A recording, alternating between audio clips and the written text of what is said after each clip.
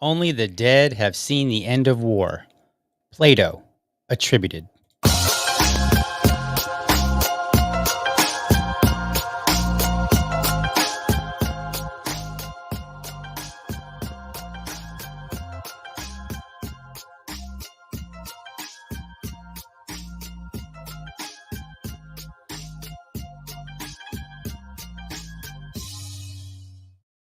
All right. Welcome to another morning episode of the Liberty Dad podcast, a discussion on politics and culture. I'm your host, DL, America's most objective libertarian. If you're tuning in live, thank you so much for giving me your time so early and on Saturday, because we all know that you would really rather be out cutting the grass, right? Come on, be honest. But no, seriously, thank you. This is another episode of my week. This is another weekend edition episode. And just in case you're tuning in and you're not familiar, what I'm doing is I'm going on a podcasting spree. And my purpose is to try to qualify for Rumble's creator program before the end of the month. So basically, what happened is I started in the middle of the month, and here I am trying to make sure that I get the required 30 hours of streaming in 30 days. And I'm trying to make it meaningful too. I'm not just streaming to be streaming and just rambling on, saying nothing. I mean, maybe I am, but hopefully, hopefully what I'm putting out is meaningful, and that's what I'm trying to do. So today, I want to talk about morality and war. Now, I've had past episodes where I've talked about my anti-war position, and I've what I believe is defended it well. But something interesting came up recently. Dave Smith has been, and you know, I like Dave Smith. I think he's a good dude. We have some disagreements from time to time. And just in case you're watching, Dave, I just want to reiterate: when we have those disagreements, you are wrong. But no, seriously. But I tend to agree with him on most things. And this case is yet another. He was recently on Piers Morgan, and I don't know, I wouldn't call it a debate per se. I know we like to think of every time two people get together and discuss something where they disagree, it's a debate. I don't really think that's the case. But Dave Smith was on, he was on Pierce Morgan's show with somebody named John Spencer. Dave Smith, if as long you probably know, he's a comedian and a political commentator. A lot of people like to diminish the political commentator because he's a comedian, but I think he's showing that he handles his own very well as of lately. And he generally does. Like, again, I have some disagreements, but I think when he speaks, I think he's worth listening to, even if I think that sometimes he gets it wrong. That's cool. But anyway, and then there's John Spencer, who is the chair of the Urban Warfare Studies at the War Institute. So, he's not a comedian. He's the real deal. He's like the chair. He's got an esteemed position, and the word studies is right in there. Like, what does that mean? That means he studies it. He knows. So Dave is at a disadvantage here, right? Not really. I'm just kind of poking fun because there's been all this conversation about who's an expert, blah, blah, blah. I don't really care about that for obvious reasons. I'm not an expert in anything. So if I did care about it, I wouldn't be able to talk to you. So, but that's not really why. I think ideas either are good or bad. And you can have somebody that can dispute an idea who has maybe never been to a college, maybe who has never studied something. They can just look at it and say, well, I think there's a flaw in this idea. Have you considered this? Right. And look, can we just set the record straight? Everybody has at some point disputed somebody who would have been considered the expert. Everybody. And like, I wouldn't say that everybody has gotten it right, but a significant number of that, everybody have at some point been right, and an expert or somebody who is deemed to be more knowledgeable in this particular area has gotten it wrong. And that can be intellectual pursuits, that can be on the job. Like, you could have somebody who comes in and they make a good point for which the experts, can't really answer. In fact, I love telling stories from my life. So let me tell you a story. I was working at Burger King when I was in my 20s, and just a regular 20-year-old guy that's going to work, getting paid, that, going and then going and having fun. There's nothing special about me, right? Like, I know my mommy called me special, but there was nothing particularly special about me. And we had this, so I was working for Burger King, but it wasn't like a standalone Burger King. It was a Burger King that was franchised to a truck stop. And so we had this guy, he was like the Burger King expert. So he had worked at Burger King corporate, and then uh, through whatever changes, he ended up at Travel Centers of America, where, the truck stop that I worked. And he was basically like, I don't remember his exact title, but it was basically, you're here because you're the Burger King expert. We have Burger King franchises. You're going to help us in ensuring that we adhere to all the things that we're supposed to be doing, right? Because when you get a franchise, there are requirements. Just, it's not like you get to use their name and do whatever you want. There are requirements, there are things that you've agreed to, so on and so forth. And so he would go around and just make sure that all the Burger Kings were in compliance with the Burger King way. And so there were actually two incidents with this guy, and I think I made this dude very, very angry. So the one of them I think was intentional. I was just being a smartass. But the first one. So at Burger King, we had the chicken sandwiches that were breaded, and then we had grilled chicken, and then we had like chicken tenders or whatever they are, right? Some chicken nuggets, or, whatever they call them. I can't remember now.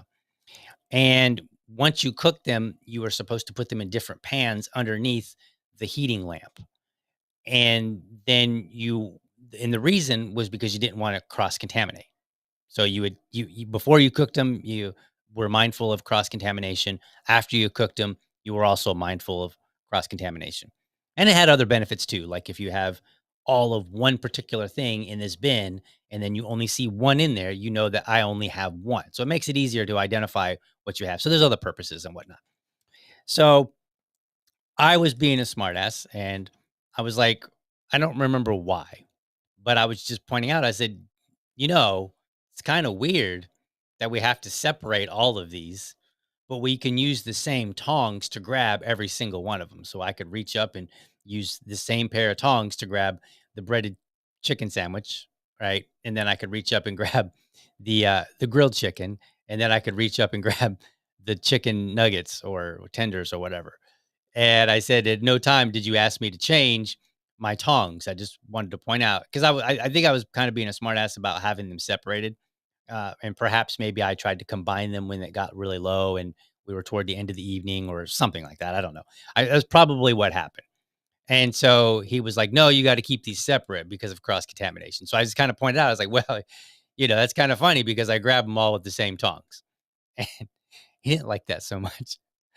This other one, though, was actually not me being a smartass, although it kind of turned into that. So he, again, this is the expert. I'm just the little shift lead nobody. So I'm working in on the making sandwiches. I think they called it the burger board. And so he came in. He was like, and I this obviously not this watch. This is this would have been 20 years ago. But I had my watch on, and he was like, "Hey, you need to remove your watch while you're making food." And I was like, "Oh," and he's like, "Yeah." He goes, "You could have like your watch, you wear it all day long, you touch things, it can have dirt and grime in it, which can, contaminate the foods that you're making. So, and because you wash your hands, but you don't wash your watch.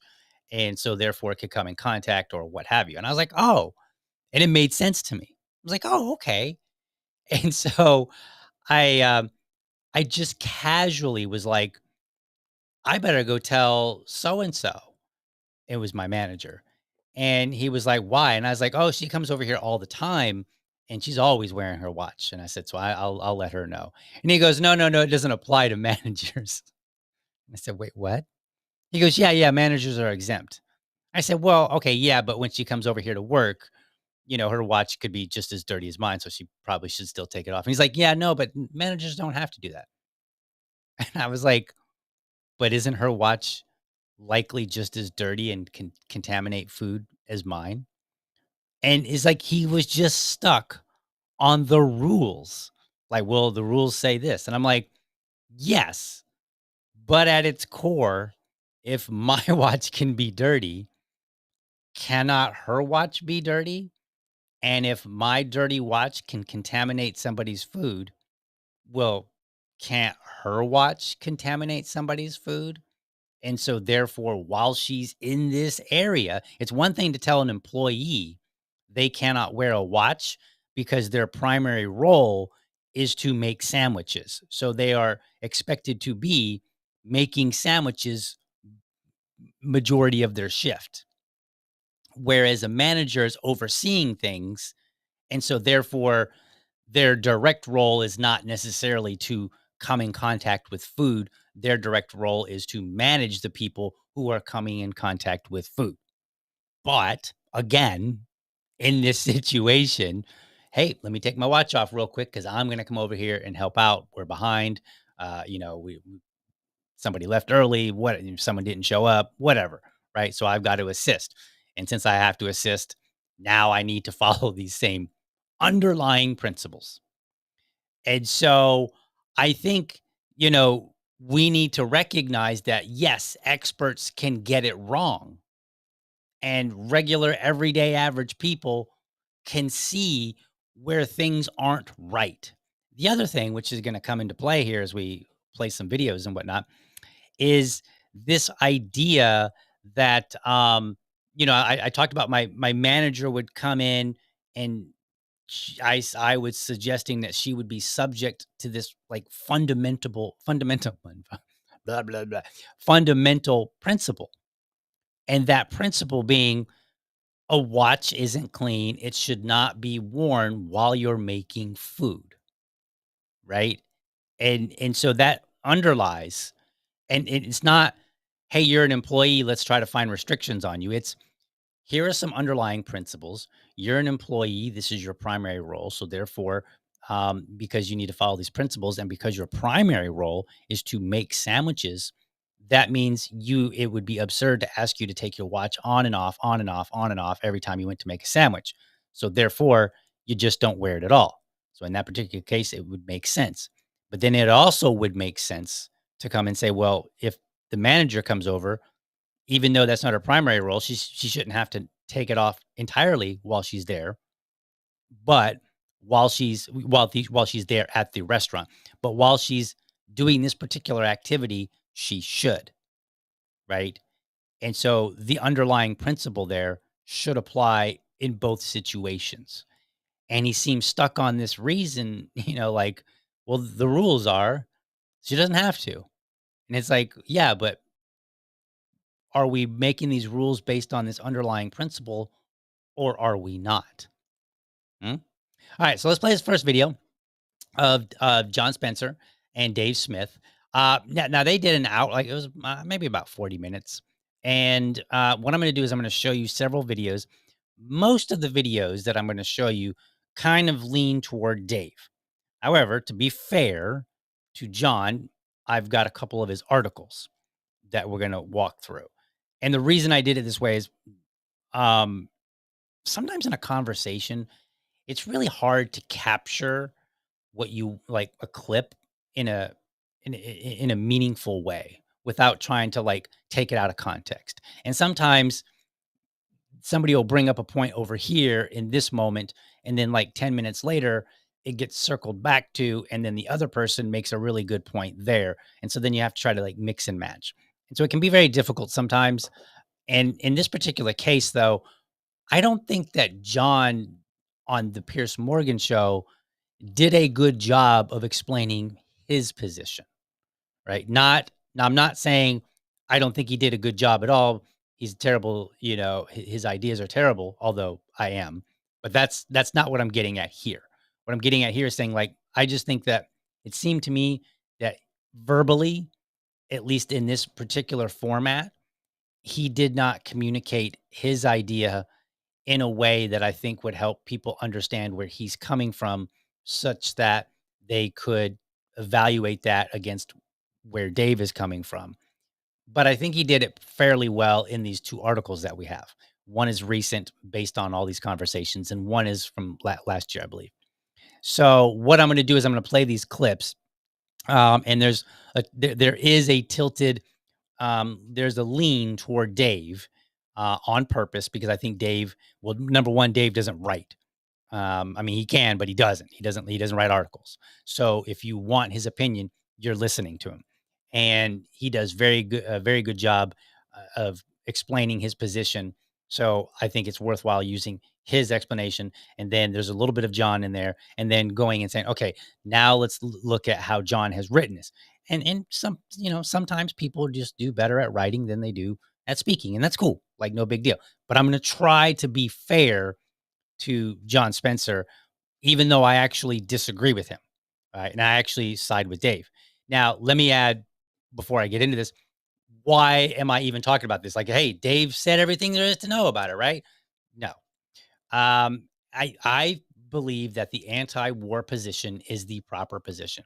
I also believe that for the liberty community, the libertarians, we need to get as many voices out there as we can, talking about these issues, coming up with new ways to explain it, because there aren't that many of us. And so the way that we overcome the larger number of voices is to get as many of ours out there, but then explain things in different ways so that hopefully people will understand it. So ideally, maybe somebody wasn't convinced by Dave's argument, but maybe they will be convinced by mine, right? Or maybe mine will add to his, and therefore that addition will, like, the totality of his voice and my voice will go to convincing some, where maybe one or the other was by themselves insufficient.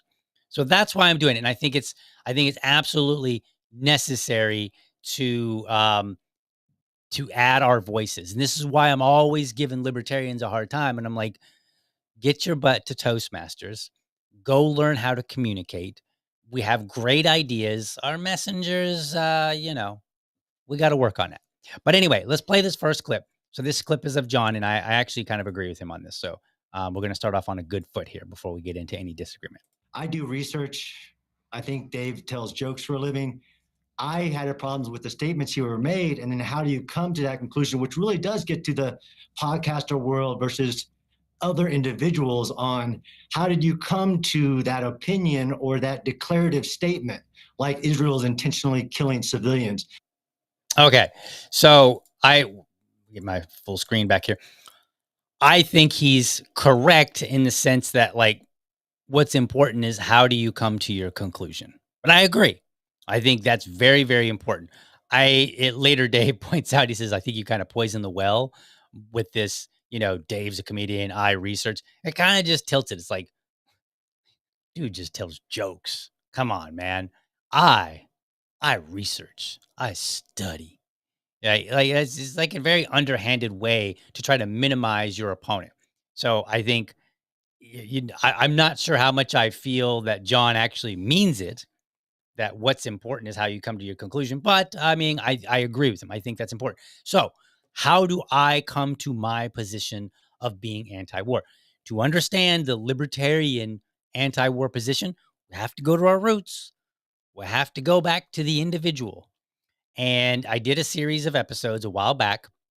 I actually did it twice. I did one way early on in the podcast, and then I did I just kind of revamped them a little bit, just a newer version, nicer camera, better audio, blah blah. The three pillars of libertarianism.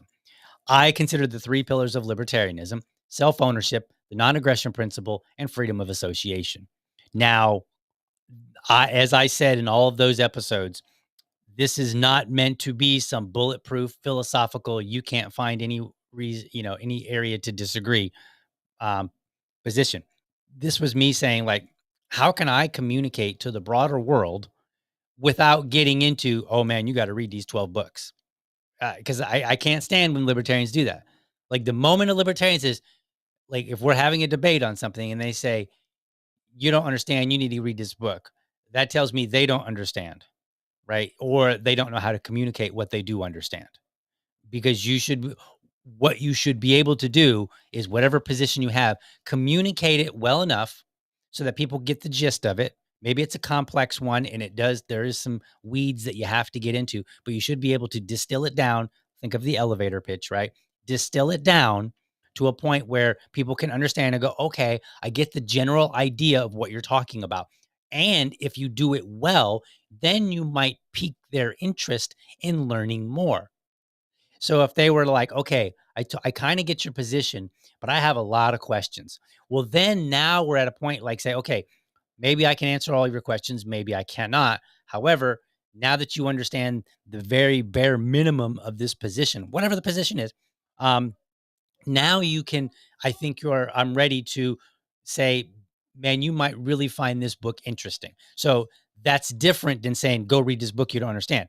Okay. And libertarians do this all the time. And for the love of God, stop it. Just stop. Um, get somebody's interest piqued in so that they might actually want to read the book. Don't use the book as an escape route to say, well, you just don't understand. Because I feel like that's what a lot of libertarians do.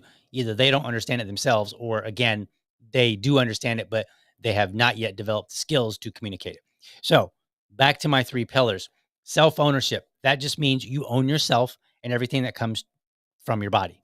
And I'm not going to go into depth. You can go back and watch episodes 447, 448, and 449. But 447, three pillars of libertarianism, self ownership. Okay. You own yourself. I can choose to eat a salad or I can choose to eat a hamburger. And I can choose to go work for a construction company. I can choose to go work for an office or in an office. Right. That's it. Like it's that simple. We can go. There's more details, but that's the basis of it. Number two, freedom. The three pillars of libertarianism. The non-aggression principle. That is just your freedom. You have freedom from aggression, and you have the right to self-defense. It also includes proportionality. So it's like, look, if you tell your girl, sorry, I accidentally slept with somebody else, and she slaps you, like, that's aggression. And like in that particular case, I would say if you pull out your gun to shoot her, you have far exceeded any proportionality, like any reasonable proportionality of whatsoever. And maybe that's not the best example to give, but I think it works, right? The idea being like if somebody if you tell your girl that you've cheated on her and she pulls out a gun, well, now you have the right to pull out your gun because like now it's been escalated to a certain point. But if she just slaps you in the face, and this kind of gets more of a cultural thing, I think that generally as a man, you just walk away. One, you did cheat on her, and number two, I think that men are stronger than women. So therefore, I look at the proportion of violence coming from a woman to a man to be slightly different than from a man to another man. But you understand, you see, you have this freedom from aggression, but you also have the right to defend yourself. So if a woman slaps you one time, you could probably just exit the situation and call it a day. If she continues to try to slap you, you could probably just push her away or maybe even push her down. right? And I would say that is probably a reasonable self-defense. If she pulls out a knife to try to stab you, and then you might have to pull out your firearm and and go that route. But again, the point being here, you have the right to be free from aggression from other people and the right to self-defense. Then the third one is the freedom of association. I may associate or not associate with anyone of my choosing for any reason or in any context. That would mean personal or business. So therefore, I can invite you over to my house because you're white and I just like to have white people at my house. Or I could say, I don't really like white people. They slaughtered all my people. I'm Native American. They slaughtered all my people, and there's barely any of us left. And then they threw us a casino and called it a day. So I could like hate white people and say I don't want any white people at my house. Right? It's absurd, and you would be right in going on your podcast and saying, "Man, get a load of this joker." But I have that freedom to associate. And then for libertarians, we would and most people would agree with that. Like you can invite anybody of your choosing to your home for any reason, and we can make fun of you if the reason is dumb, but we can't stop you. Where people get tripped up is the other half, which extends to business. So therefore, because I have the freedom to associate, I can decide that I want to sell you something, or I can choose not to sell you something. And again, for any reason whatsoever, I could just say, you know what, this guy over here is offering more money. You're trying to lowball me, which most people would agree with. Or I could say, I'm Native American and I really have this grudge against white people. So therefore, you're white. This guy's black. I'm going to sell it to the black guy because, he had it rough right along with me. Absurd reasoning, but it's my reasoning it's my freedom to operate. Like I can operate the freedom of association how I choose. So that's I think a good way to respond to John and say all my ideas when I think about murder, war, theft, when I think of it, I come back to these three foundational principles. When I think of what's moral, right? And morality can have a couple different contexts. When I think, like you might say, well, some people would say it's immoral to have more than one have a side chick and a spouse, even if your spouse is okay with it. Some people would say, no, that's immoral. Other people would say, no, that's not immoral. But when I talk about morality, I first start with the individual. What can I do individually? Right? What is moral? And then we can determine, you know, a broader sense of morality after that. Okay. So, and I'm making this distinction here and I'm pointing this out because I don't think that these three things necessarily cover every situation. I think that they cover most situations enough that we can have conversations with everyday regular people. Like we can talk about war, we can talk about deportation, we can talk about crimes, we can talk about things that libertarians wouldn't consider a crime, right? Victimless, what we call victimless crimes. We could talk about all these things and we can relate it back to these three fundamentals. But I'm not going to get into the depths of them. I did all of that twice now, but you can go to 447, 448, 449, those episodes, and you can check them out. And I break them down even further. So that's the foundation to what I talk about. And I'll reference those back again later. So now let's start with watching some videos here. And again, I've clipped these videos up so that we can get a sense of where Dave's coming from, what his argument is, the things that where he, what people are taking an issue with, the people that disagree with him. So let's watch this first one and go. To the analogy that I'm making, and as you were quoting me on Twitter the other day, I'm not saying that I'm not familiar, although I'm not claiming to have your level of expertise with international humanitarian law, or you can assert that war works a different way. I'm talking about something much more fundamental. What I'm saying is that Douglas is making the claim, and many others are, that Israel's killing of civilians is unintentional. And I'm talking about a very basic philosophical concept of morality, of intentionality, and that in by what people mean when they say intentional, that if this was done domestically, we would consider it intentional. The point is that war, yes, look, there's been the Geneva Convention, there's international humanitarian law. It goes back to the mid-19th century, was codified into law after World War II. I think that's a good thing. I think it's a step in the right direction. But this is all a politician or a group of politicians declaring a word, and the fact that there are lines drawn on a map does not in any way magically transform morality or the basic philosophical concept of intent. And even in your example there, if I were to give out pamphlets, give out a warning, tell everybody I'd really like you to leave, and then they didn't, and I blew up a building, we would consider that intentional murder. Okay, so what Dave is appealing to, if you will, is this fundamental principle of morality. That's where you start. So it's kind of like my Burger King story, right? Like he's saying, hey, you take this word war, and then all of a sudden you say, well, the moral understanding that we had in domestic law is suddenly not good enough for international law. Now we need to revise what certain things mean. And Dave is saying, no, words have the same meaning. And as it turns out, people generally understand these things in many contexts the same way. And so if I had went to somebody and I said, when I was 20 and I said, a watch can be dirty and can contaminate your burger. Do you think a manager should have to take it off if they make one sandwich? Then people would say, well, yeah, of course they should. And if I said, should they have to take it off for the whole time that they're there? Then they might say, well, maybe not, right?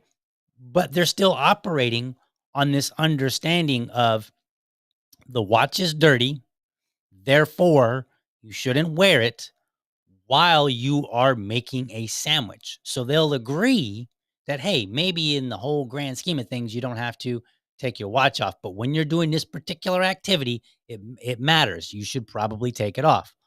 Why? Because the principle is we don't want to contaminate people's food. That's the principle that we're operating on.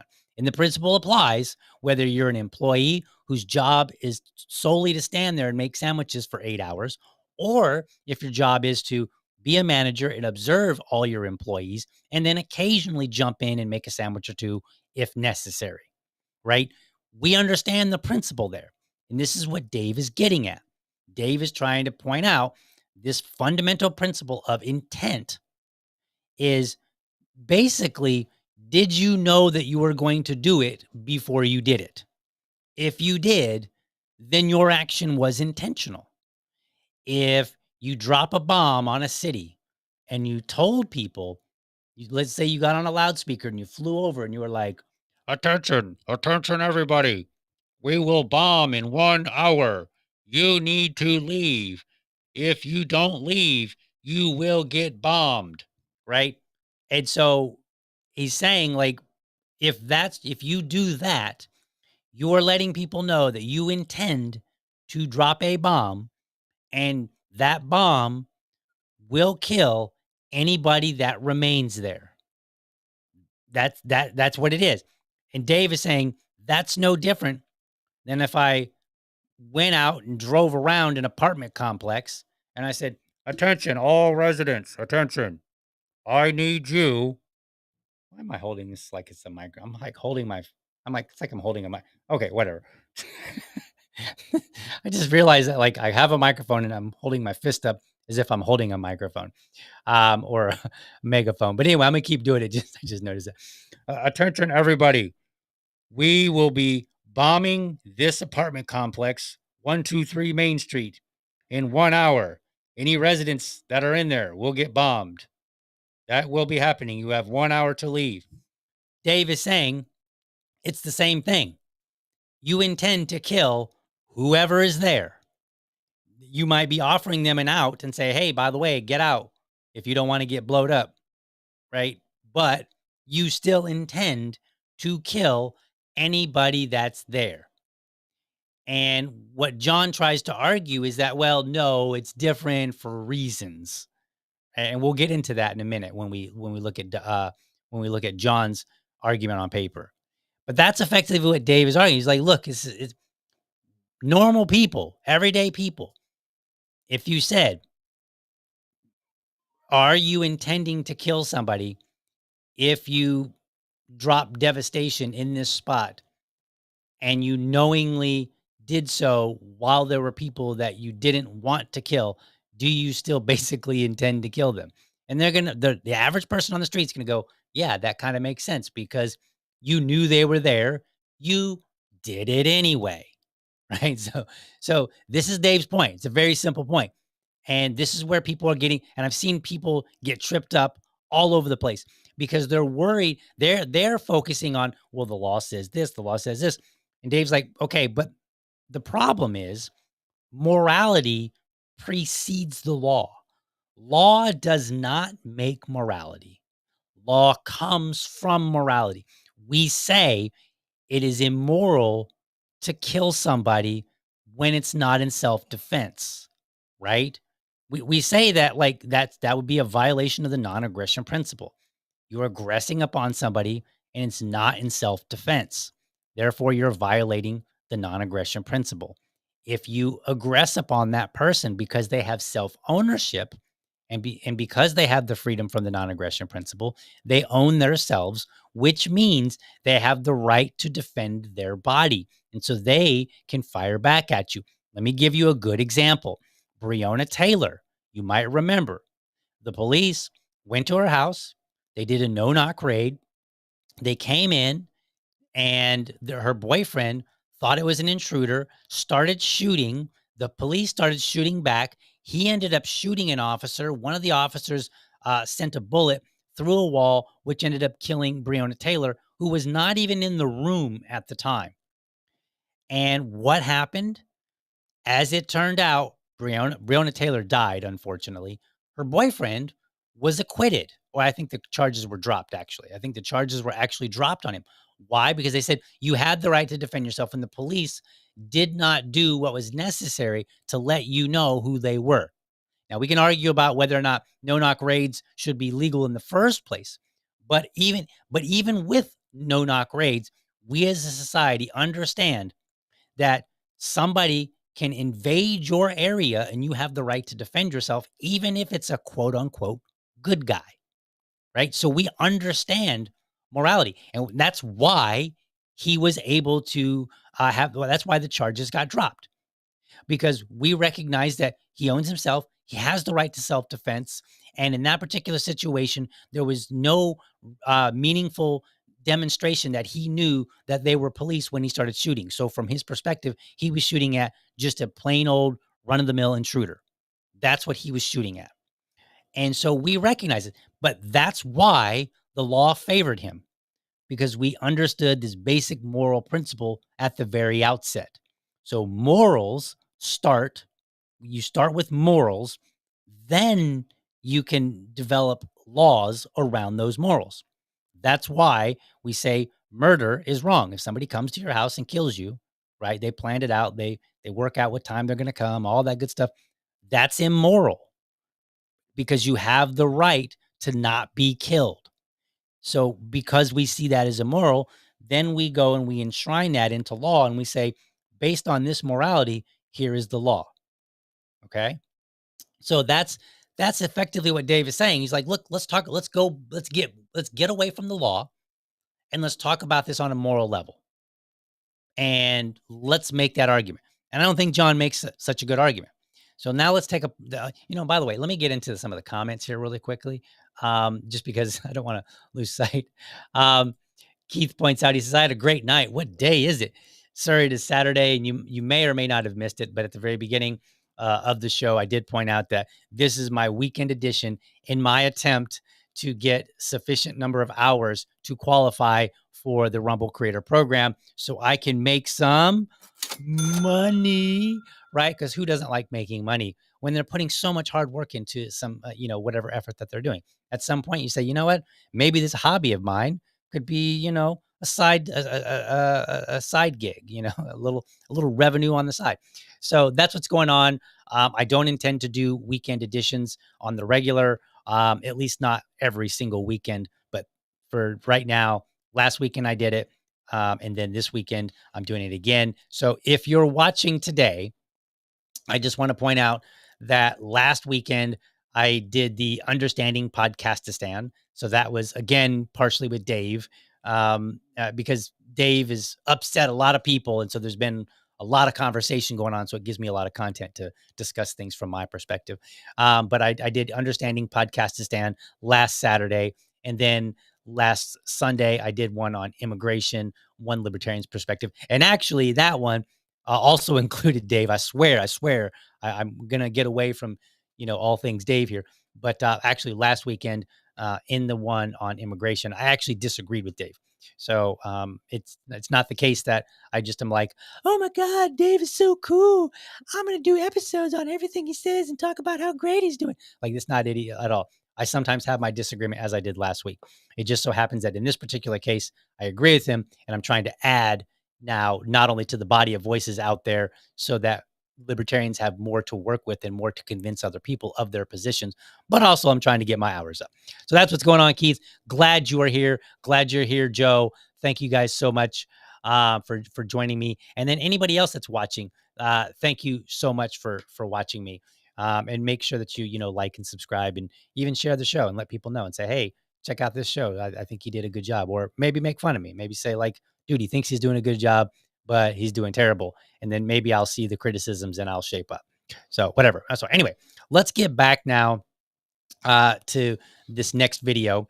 And we're going to watch Dave Smith. So this is the third video. And I've got 4 videos all together. And then we're going to go into, and again, what I'm trying to do is I'm trying to set the stage with Dave, who I think communicates verbally very well.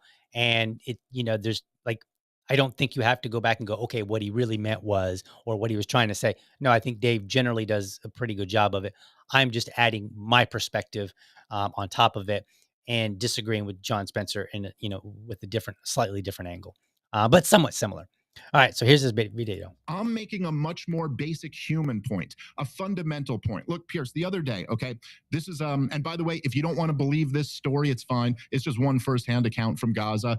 But whether it's true or not, and there's no reason to suspect it's not true, but whether it's true or not, there's just been hundreds and hundreds, if not thousands of examples like this. But so there was a woman, building collapsed.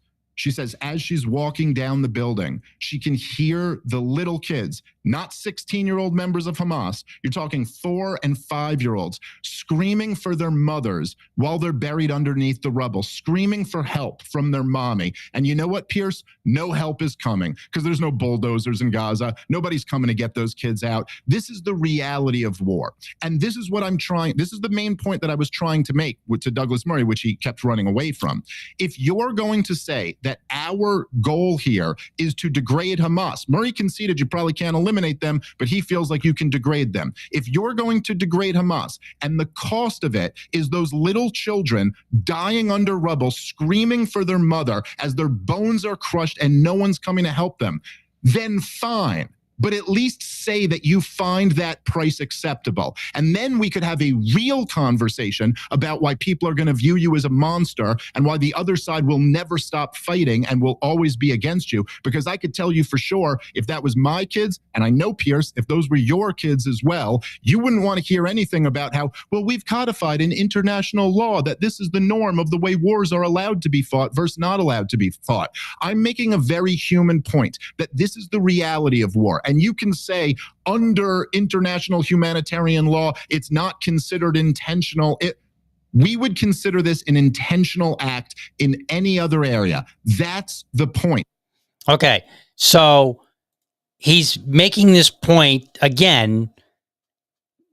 We have to be consistent. And he starts by saying it's fundamental. So I agree. I think like we have to get to the very core of what our law is basing itself on. And then we have to say, are we applying this morality consistently? Which is basically, I mean, and I know I just said like nobody should have to say basically after Dave, but that's effectively what he's saying. If you say effectively, it's different than basically, right? But that's what he's saying. He's saying like, look, we need to be consistent, and we're not, because we've allowed ourselves effectively with law, in international law, to redefine words and meanings in ways that we don't allow them in other areas. And we're not having a conversation on what's the morality of that. Does that fit our morality? So let's talk about the story that he just told. Women and children, or children, screaming for their mom while they're being crushed to death. Okay. And that is a reality of war. We should come face to face with that and say, hey, these children matter. Their lives matter. They're innocent. If they're 4, 5, and 6, yeah, maybe they go around and they're saying bad things about the Jews because they're in Palestine and maybe their parents are teaching them terrible things, but they're 4, 5, and 6. They don't have a clue what they're saying. They're just regurgitating stuff, right? So even if they're doing that, they're still innocent. We understand and we recognize in our society that children are innocent and that they deserve our protection. And it's kind of interesting in a way, because people, and I've talked about this before, people will go on and they'll go, yeah, like when the October 7th massacre happened, shortly after that, it was like, oh my God, we found all these babies with their that are decapitated. And we were sickened by the idea. Nobody was like, oh, that's kind of funny. Nobody was like, it happens in war. Nobody said that. We were rightfully sickened by the idea. And anybody that wasn't, I mean, unless they were everybody should be rightfully sickened by the idea, even if you're skeptical whether or not it happened. You should always find that sickening. And if you don't, you're a terrible, evil, immoral person. And there's probably a place for you at some point after life. Okay? And what Dave is saying, like, it applies here too. So let me bring this home. In 1995, is it 95? Yes, I think it was 95. Let me go back up here to the top. Yes, April of 1995. The Alfred P. Murrah Federal Building in Oklahoma City was bombed. It remains the deadliest act of domestic terrorism in U.S. history. Okay, 168 people were killed. And let's see. Initially, so let's see here. Let's go to the casualties. By the end of the day, 14 adults and 6 children were confirmed dead and over 100 injured. The toll eventually reached 168 confirmed dead, not including an unmatched left leg that could have belonged to an unidentified 169th victim. So we understood that bombing this building was terrorism, was an evil, immoral thing. Number one, because innocent lives were taken. And we don't care what his argument was. Like he could have said, well, there are 10 people in there that did me wrong. They harmed me. And we still would have been like, dude, you killed innocent people.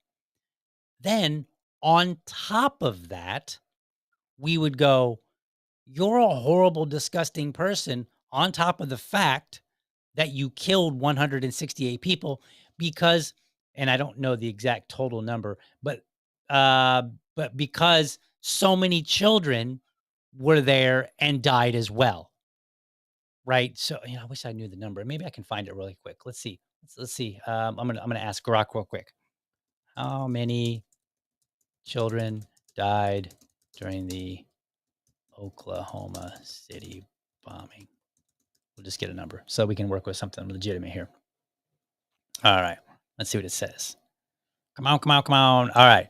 So 19 children. So out of 168 people. So our argument ends up being, you didn't have the right to kill all of those people.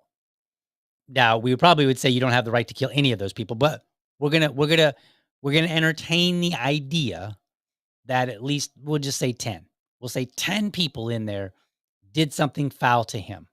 Okay. And he was trying to defend himself. Now, don't think about that too much, because there's a lot of problems. I'm just trying to make a point here. And so work with me. Just kind of be a little patient. So let's say 10 people we could argue where he needed to kill. Okay. And he was in the right. We'll just make that assumption. Okay. And so he goes and he bombs the whole building. Well, in bombing the whole building, he ended up killing, what was that number 168? Yeah, 168 people. So we're going to look and we're going to say, okay, well, out of 168 people, you only really could make the argument that 10 of them were would be legitimate targets. So therefore, that means you killed 158 people. You're an immoral, disgusting human being. And then on top of that, we would say 19 of those were children. And that irritates us even more. That makes us even more disgusted because children cannot aggress against you. Like my son, he's 6.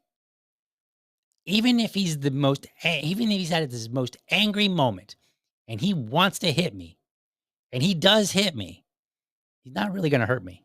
I mean, I might get a bruise or something like that, if he hits me just in the right spot. And, if he grabs a toy, then yeah, he could be dangerous. But the reality is, overall, he can't harm me. He can give me a little bruise, he can, whatever, but he really can't harm me. I have way more advantage than he does. Way more. So if like if he came at me with one of his toys and I punched him and knocked him out, and we had to call the emergency service, like they would rightfully take me and put me in jail, and they would rightfully, start the proceedings to remove me as his dad. And why? Because we recognize that he cannot aggress against me to such a point that I can use that level of force against him. So this is why this morality matters. But as I've pointed out in the past, I think a lot of people have come around to this idea that and they don't realize it. I don't think they can articulate it. I don't think they would. I think they would say the opposite. But I think in practice, what we see is that people look at it in war. They've determined who the good guy is. They determine who the bad guy is. And the innocent lives for the good guys on the good guys side, they matter more than the innocent lives on the bad guys side. That's how it ends up playing out in practice. I showed a video clip of Candace Owens, and she was having that conversation with Rabbi Barclay. And she asked him straight up. She was like, yo. She didn't say yo, but she was like, hey. And she didn't say hey either. She said, do you feel sad? I think is what she said. Do you feel sad when an innocent Palestinian child dies? And he could have just said yes, but he didn't. He said, he gets kind of visibly angry and he's like, Candace, I cry for Israel every day. Okay. Not what she asked. She didn't ask you about Israel. She asked you about Palestinian children, specifically children. And he said, and I cry every day for what we have to do in Palestine. I was like, oh, wait a minute. The question was, do you feel bad when an innocent child in Palestine dies? The only answer, if you're a consistently moral person, is yes, I do. Now, then you can have a conversation. Once you've taken that position, then you can move on and you can say, okay, now let's talk about how we defend ourselves and if there's any acceptability to casualties while we're defending ourselves, right? But you've got to at least start with no or yes, I do feel bad. It is a tragedy. But a lot of people don't. And I think that's the problem. And that's what Dave's questions point out. Because he's like, look, let's talk about the morality of it. Nobody wants to talk about the morality of it. Either one, they've not really thought about the morality because they've been too ensconced in this idea of what does the law say? What have great thinkers figured out? And ultimately what it ends up figuring out is like, how can we kill people and call ourselves moral? And I'm going to address that here in just a moment. So I think Dave's question here, Dave's point is legitimate. And we can look in our own society. We can see where, hey, it happened here. We literally had a guy, he blew up a building, same as the US government does. Government will go and blow up a building, the same as Israel does. they will go and blow up a building, and there were innocent people in there. And Dave's point is, you call it war, or you call it international conflict, or whatever term you want to call it. And then all of a sudden, we're not supposed to look at it as immoral that innocent people died. Or think of it this way. Imagine if Timothy McVeigh had said, yeah, it was just war. Sorry, casualties of war. Had to happen. Well, everybody would go, no. You can't do that. And then they'd start arguing, like you don't have the legal right to do that, blah, blah. So I think people are ensconced in this idea of what the law allows them to do, rather than having a very serious critical look at, what does our morality tell us? How does that direct us? Are we being consistent with our morality, or are we finding clever ways to avoid really having a heart-to-heart with reality and with morality? So let's watch this next video here. This last video, and then we're going to get into what John has said. All right. No, it's an appeal to morality. For me to describe the actual human impact of what this policy is resulting in is not an appeal to emotion. I mean, it's an appeal to morality, and it's an appeal to logic. An appeal to Okay, so I do want to disagree with David a little bit. In a sense, it is an appeal to emotion, because our morality should be, we should have some level of emotion when it comes to talking about morality. It's like, we look at it and we say it's a terrible thing when an innocent person dies. We elevate that and say it's even more terrible when that innocent person is a child, because now the child was even less able. That child was less able to try and protect themselves or do anything about it than an adult would be. You can drop all the pamphlets that you want that say leave the area, and adults can leave the area, but children, they have less ability to leave the area. They may be told by another adult, don't do that. Don't listen to them. That's stranger danger, whatever, right? They could come up with whatever phrasing they want, and they tell the child, and the child has no way of really discerning, hey, maybe I should listen to this leaflet, or no, I should listen to whoever the adult is that's telling me otherwise. We recognize that children are at a significant disadvantage, and so therefore they require additional protection, or at least maybe not additional protection, but we look at it differently, because they cannot consent. They cannot make decisions in the same way that an adult can make. And so therefore we look at it, we say it's even worse when you kill a child. So yes, it is kind of emotional, but that's not the foundation. The foundation is morality. And then when something is immoral, we should have some emotion attached to it. But the emotion is not what's driving it. Like he says, what's driving this argument is morality and, what was the second word? He said morality and logic. And the logic here is, why are we allowing our morality to be shaped differently in different situations? Explain that. Logic. Look, you can't answer me this very simple question, okay? Here's the very simple question. Let's say Israel targets an area where there are 2 combatants and 2 civilians. It's your 1-to-1 ratio, okay? And they decide that's acceptable by the international laws of war or whatever. But let's just say, okay, the exact same action happened domestically. If someone were to do that, you would call it intentional murder, right?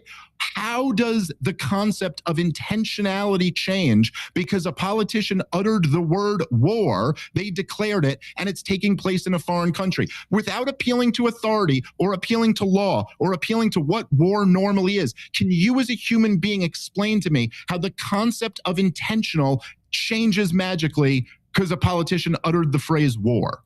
Okay, this is his opportunity now to say, here is the moral underlying principle that we use, right? And this is, again, what Dave is getting at. This is, again, where I agree, where many other libertarians will agree. We'll look and we'll say, what is the core foundation here, the fundamental principle?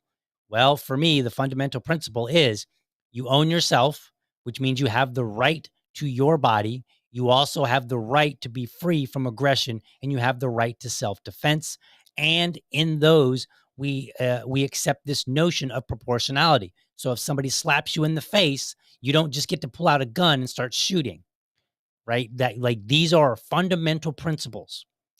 And we say when you violate them, that makes you immoral. And whatever laws that we craft should be, from a libertarian perspective, they should be built from these principles. So when we argue against laws and say we don't think these laws are good, that's because they are violating this fundamental principle that we hold. And so now the question is, okay, well, John, maybe you have a better principle that we haven't recognized. Maybe there's one that we have ignored, whatever. Tell us what that is. Don't work backwards, work from the bottom up. Say, here is the principle, here is why, and here is how I got to my conclusion. Exactly what he said in the very first clip that I played. He said, and he was criticizing the Podcastistan world, right? He was like, oh, look, they don't do that. Some of them don't. Some of us do. Some of us will say, here is my starting point. Here, then I go here. Then I go here. And this is where I end up. So that's what we want to hear from people who say, yep, there is a certain number of lives that are that are acceptable to lose in war, innocent lives. Here's his answer. Well, the thing about the politician, it's the framework. So yes, I can give you, and this is literally you're explaining in the question how you don't know how the framework of a war works. And so teach me. Stop telling me I don't know. Stop telling me I don't know and demonstrate it. Teach me I didn't something. say you don't know. Your question, I'll teach. That's so funny because he did. He's like, in the question, you're saying you don't know this. Well, I didn't say you don't know. Well, okay, but you did actually, like, quite literally. Teach you something. Your domestic law has a complete societal agreement on what those laws will be adjudicated and how they'll be determined. No, it doesn't. How a criminal deterrence, absolutely, American law. Lots of people don't agree to the law. If you kill somebody, then you'll be convicted of a crime based on a jury and a judge, all this. Then you want to apply that on war, but then disregard what the laws of war, the things that all nations have agreed to on. This is how we account for intentionality. You can't do it without making an appeal to the law. You can't do it. You can't explain it to me logically. The body of laws have accounted for how do you get over that intentionality. Okay. See his wording there? How you get over that. How you get past it. He didn't say how it complements it. He said how you get past it. So when I make an argument, if you ask me and you say, DL, explain how that works in your 3 pillars of libertarianism. Explain where this idea, how you got from self-ownership, the non-aggression principle, and freedom of association to this particular point. Everything that I have, every view that I have, I can. Now, you might disagree and you might find some flaws, but I can.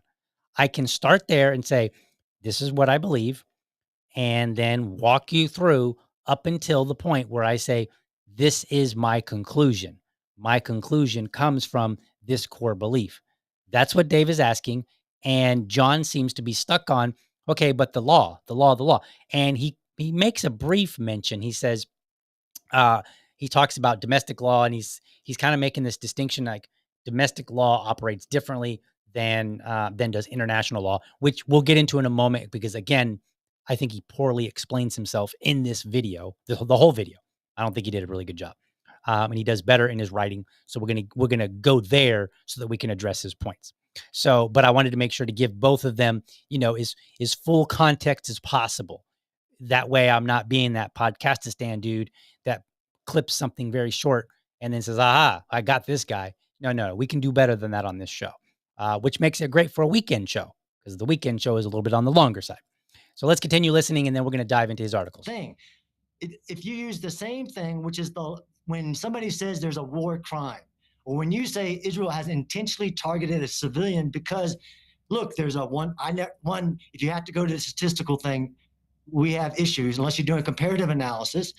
But if there's... So I find that interesting. Like, I don't know if you noticed this, but he seems to be really stuck on the looking at war through an academic lens. And Dave is trying to pull him out of that academic lens and say, I want you to look at this microscope that's diving deep and looking at the morality of it. And then let's have a conversation from there. But he's like, oh, statistical, blah, and it just seems to be stuck on what the law is and all the arguments have already settled on, as opposed to saying, here is the root of these arguments. This is what makes these arguments, these end results legitimate, is this fundamental principle. This is why, like what Dave is really asking is, tell me why that the morality leads you to a different place domestically than it does internationally. When, and to a different place, meaning where we basically are saying, yeah, this is immoral, but it's okay. So in one end, we're saying like it would be immoral. It was immoral for for the man to, I'm drawing a blank. Let me slow down for a second here. It was immoral to bomb Oklahoma City building. And part of that is because he didn't own the property and he killed people that were not a threat to him and he killed children, right? Like those are some simple reasons why. But then if you say, well, what happens when we do the same thing internationally? Well, there's a different body of law. Okay, great. Explain the root, the core of that international body of law that somehow differs from domestic law. Why? Why is the morality suddenly different? Why is it suddenly okay to kill, to lose life, innocent life, women and children in one instance, but not the other? Do we not believe that it is immoral to take innocent life, or do we not? So we have to come, and if both of them have some different starting point, then arguably you would have some singular starting point below both of those that says, okay, we're starting at this point, whatever this point might be, and it's going to lead us in two different directions. If this, go to direction A, but if that, go to direction B. Direction A, domestic. Direction B, international. Okay, and under direction A, here's where we are. Here's some more information, and then it goes and goes and goes, and then we get to the point where we say, on a domestic level, you cannot do this, and you will be punished. And then we can say, do the same path or the same process on a different path, and get to the point where we say, but in international terms, you can do this up until this point, and you won't be held accountable. But both of them should always, and if we're talking about morality, they should both be able to be traced back to the same fundamental principle. But he's not doing that. One combatant and one civilian, you don't know that. Okay, what is that combatant? Is he a commander? Is he the commander? Is he a regular soldier? That accounts for what is the excessive collateral damage, and that's where intentionality gets in. Okay, so he talks about intentionality, and he's kind of touching upon it. And he's like, look, it's because if we kill one Hamas fighter and we can kill one civilian, the question is, who is that Hamas fighter? Are they a low-level person? Then maybe it was immoral. But if they were a general, then perhaps it is moral.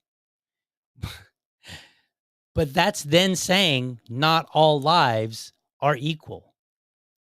That's just saying there is a time and a place for which we can kill an innocent person, and it's morally okay. And I think that works backward. Oh, he was a general, therefore it's okay. Okay, well, what's the morality of that? What is the morality that says you can kill a child as long as you kill a general, but you cannot kill a child as long as while you're trying to kill a regular everyday soldier, right? Like presumably, right? Like what is that? What is the moral underlining of that? That is what's being challenged. We got a few seconds left. Do it. But oh, by the way, what have you done to prevent it? In the domestic situation, you'd send the police to go get that criminal and then try them. In war, if you're a member of the other military in which I'm at war against, I don't have to have an excuse. I can kill you on sight. Okay. So I think that demonstrates well enough Dave's position. I don't think it did a good job of John's position. I think I think he had trouble with it. I don't think he addressed Dave's actual question. And I think he kept appealing to, well, basically saying the law is the law. That's what the law has said. We've worked it out already. I don't know why you're arguing with me. The law is the law. It's done. It's done. Been figured out. But that's not true. That like things change over time. Once upon a time, it was considered acceptable to marry a girl who was like 15. Now we look at that and we're like, you're disgusting, right? Like we would never think that a 15-year-old could be married to, say, a 25-year-old or a 30-year-old, right? We would balk at that, but that wasn't really out of the ordinary once upon a time. And so society evolves and changes. And what Dave is challenging, what I am challenging, what other people who are anti-war are challenging are, what is the moral basis for this? Right? And then we can have conversations about whether our actions line up with what we say our moral basis is. And as it stands, they're not presenting that. So let's take a look at what John did say. Now, he wrote 2 articles. One, again, is in 2024. And that's the one I'm going to read here in just a second. I'll pull it up on the screen and we'll kind of walk through it. First, let me take a little bit of an intermission here, rest my voice for a few moments, and then we'll be right back. So let me take an intermission and we'll be back and we'll finish this conversation.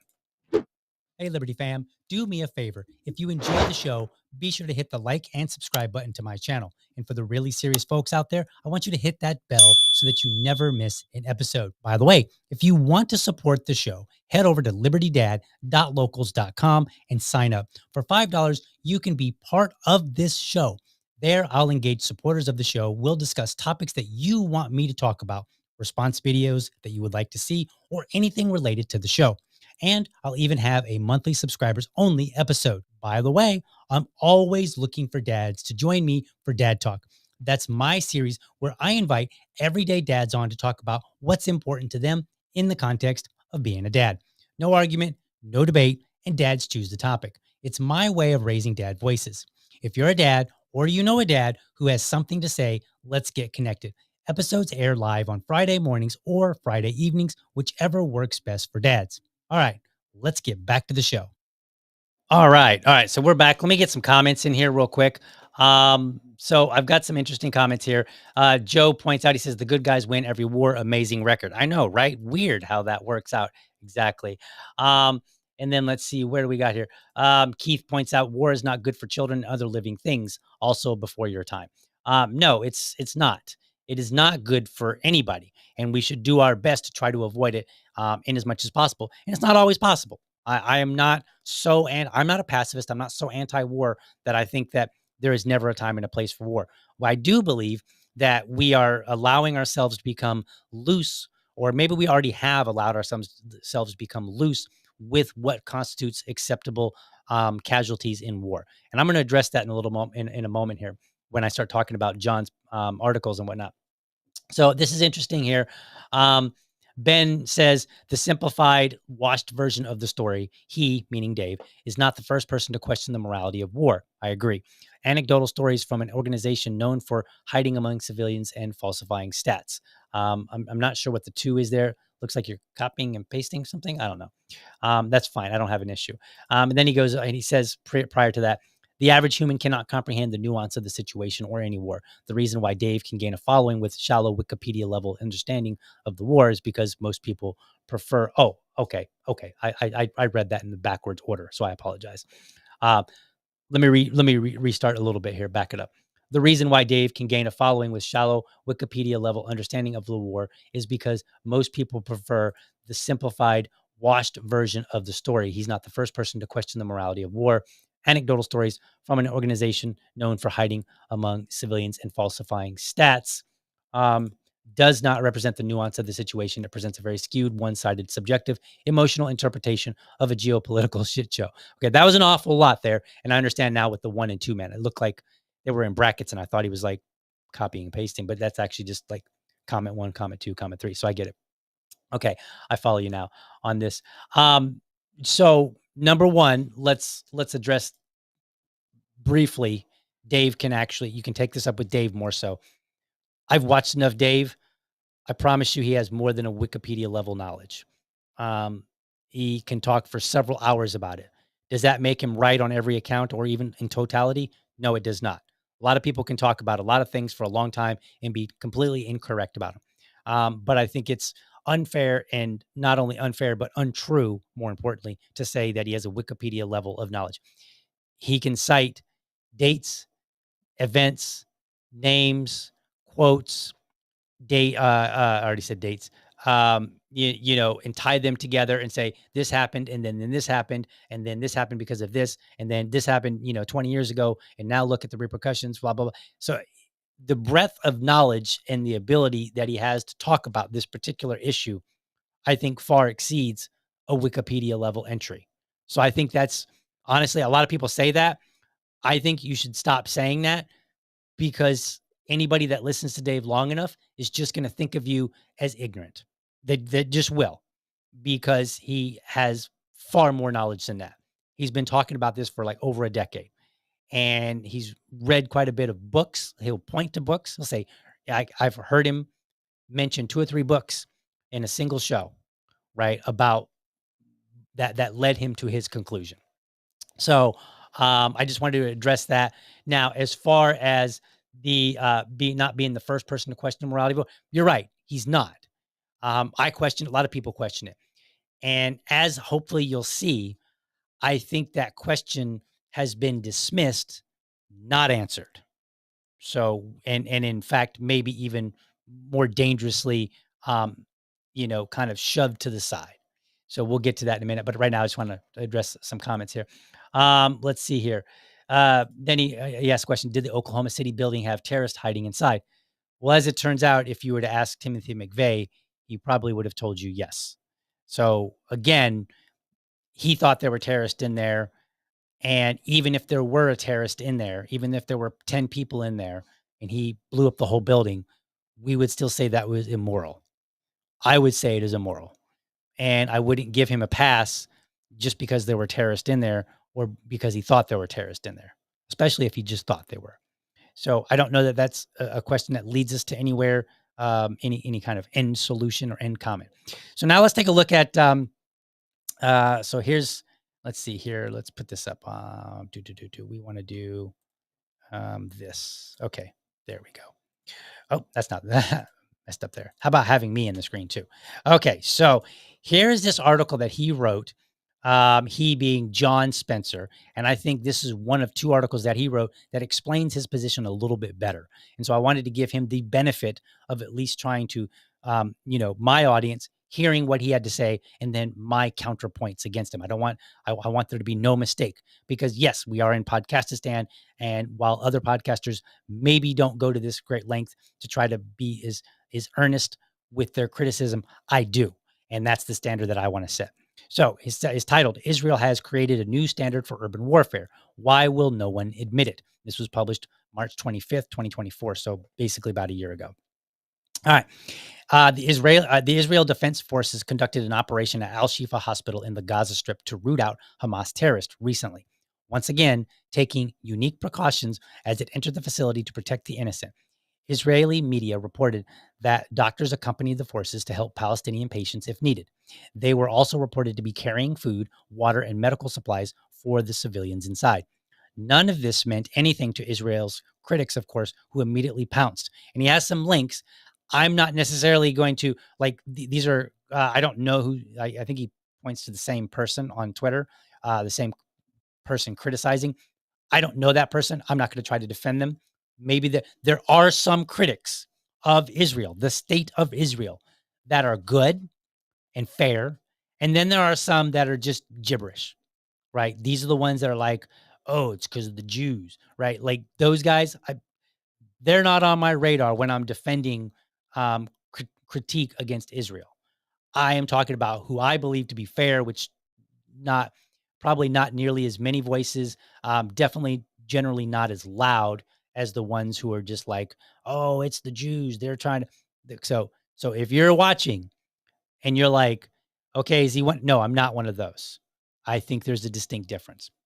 The critics, as usual, didn't call out Hamas for using protected facilities like hospitals for its military activity, nor did they mention the efforts of the IDF to minimize civilian casualties. I want you to remember this line in specific because he's pointing out, he's like, well, you had something to say here, but you didn't have something to say here. I want you to remember that because in my critique in a little bit, you're going to see where I think John does the same thing. He has the same issue that he needs to grapple with. In their criticism, Israel's opponents are erasing a remarkable historic new standard Israel has set. In my long career studying and advising on urban warfare for the U.S. military, I've never known an army to take such measures to attend to the enemy's civilian population, especially while simultaneously combating the enemy in the very same buildings. In fact, by my analysis, Israel has implemented more precautions to prevent civilian harm than any military in history, above and beyond what international law requires and more than the U.S. did in its wars in Iraq and Afghanistan. The international community, and increasingly the United States, barely acknowledges these measures while repeatedly excoriating the IDF for not doing enough to protect civilians, even as it confronts a ruthless terror organization holding its citizens hostage. Okay, so let me talk about that for a second. The reason why somebody like me, I'm only going to answer for me and other people who think along my lines, the only reason that we would still criticize Israel is because I start with the idea that 0 lives are acceptable. Now, I recognize that in war, 0 lives is kind of a laughable position. Like, really, you're going to have a whole war and not kill one innocent civilian? That seems preposterous. I get it, and I acknowledge that. However, that doesn't change my standard, okay? Let me put it in a different context. Maybe this will help make understand it. I'm a dad. I have a 6-year-old. I don't like yelling at my son. I try to find any other option to deal with, his behavior that I find untoward. And so I don't like yelling at him, but sometimes I do. And then I have to recognize, okay, was I being rational in that instance? Did I have at least a decent reason? That doesn't change my fundamental principle that I would prefer to never yell at him if I possibly can. I will do whatever I can to not yell at him.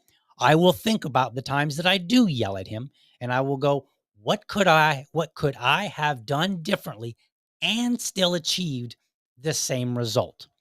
And I will keep doing that for as long as I am alive, right? Like he could be 40 years old and hopefully by then I won't be yelling at him for anything. Probably not because he's 40 and he'll be a man and whatnot. But, I'll still be his dad. And so maybe, hopefully not, but maybe I might find a time where I have to yell at him or think I have to yell at him, right? But ultimately, my goal is to look and say, this is the standard I want to achieve, even if I recognize I am human and the circumstances don't always lead to that result.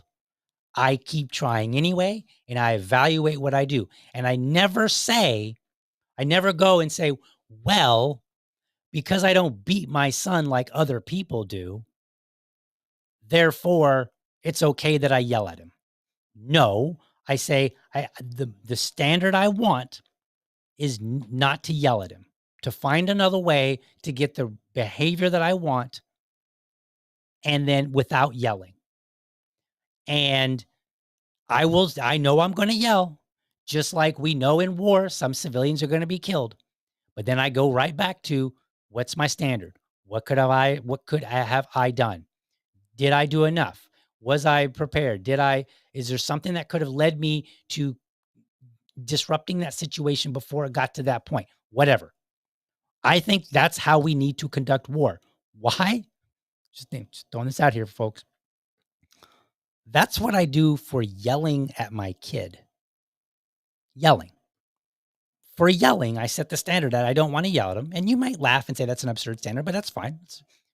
I do this just for yelling. Should we not at least have that level of expectation when it comes to killing people? Like, if I'm willing to reevaluate my work as a parent, and I realize there's a lot of differences, right? We're talking about just two people versus two different groups of people, effectively, right? And there's a lot more moving parts. I get that, but I just think about, again, from the moral perspective. If I'm willing to say I need to evaluate all my actions when being a parent, then perhaps being the good guy in war should come with a similar expectation. Hey, never settle. Never settle. You should always feel bad if an innocent civilian dies.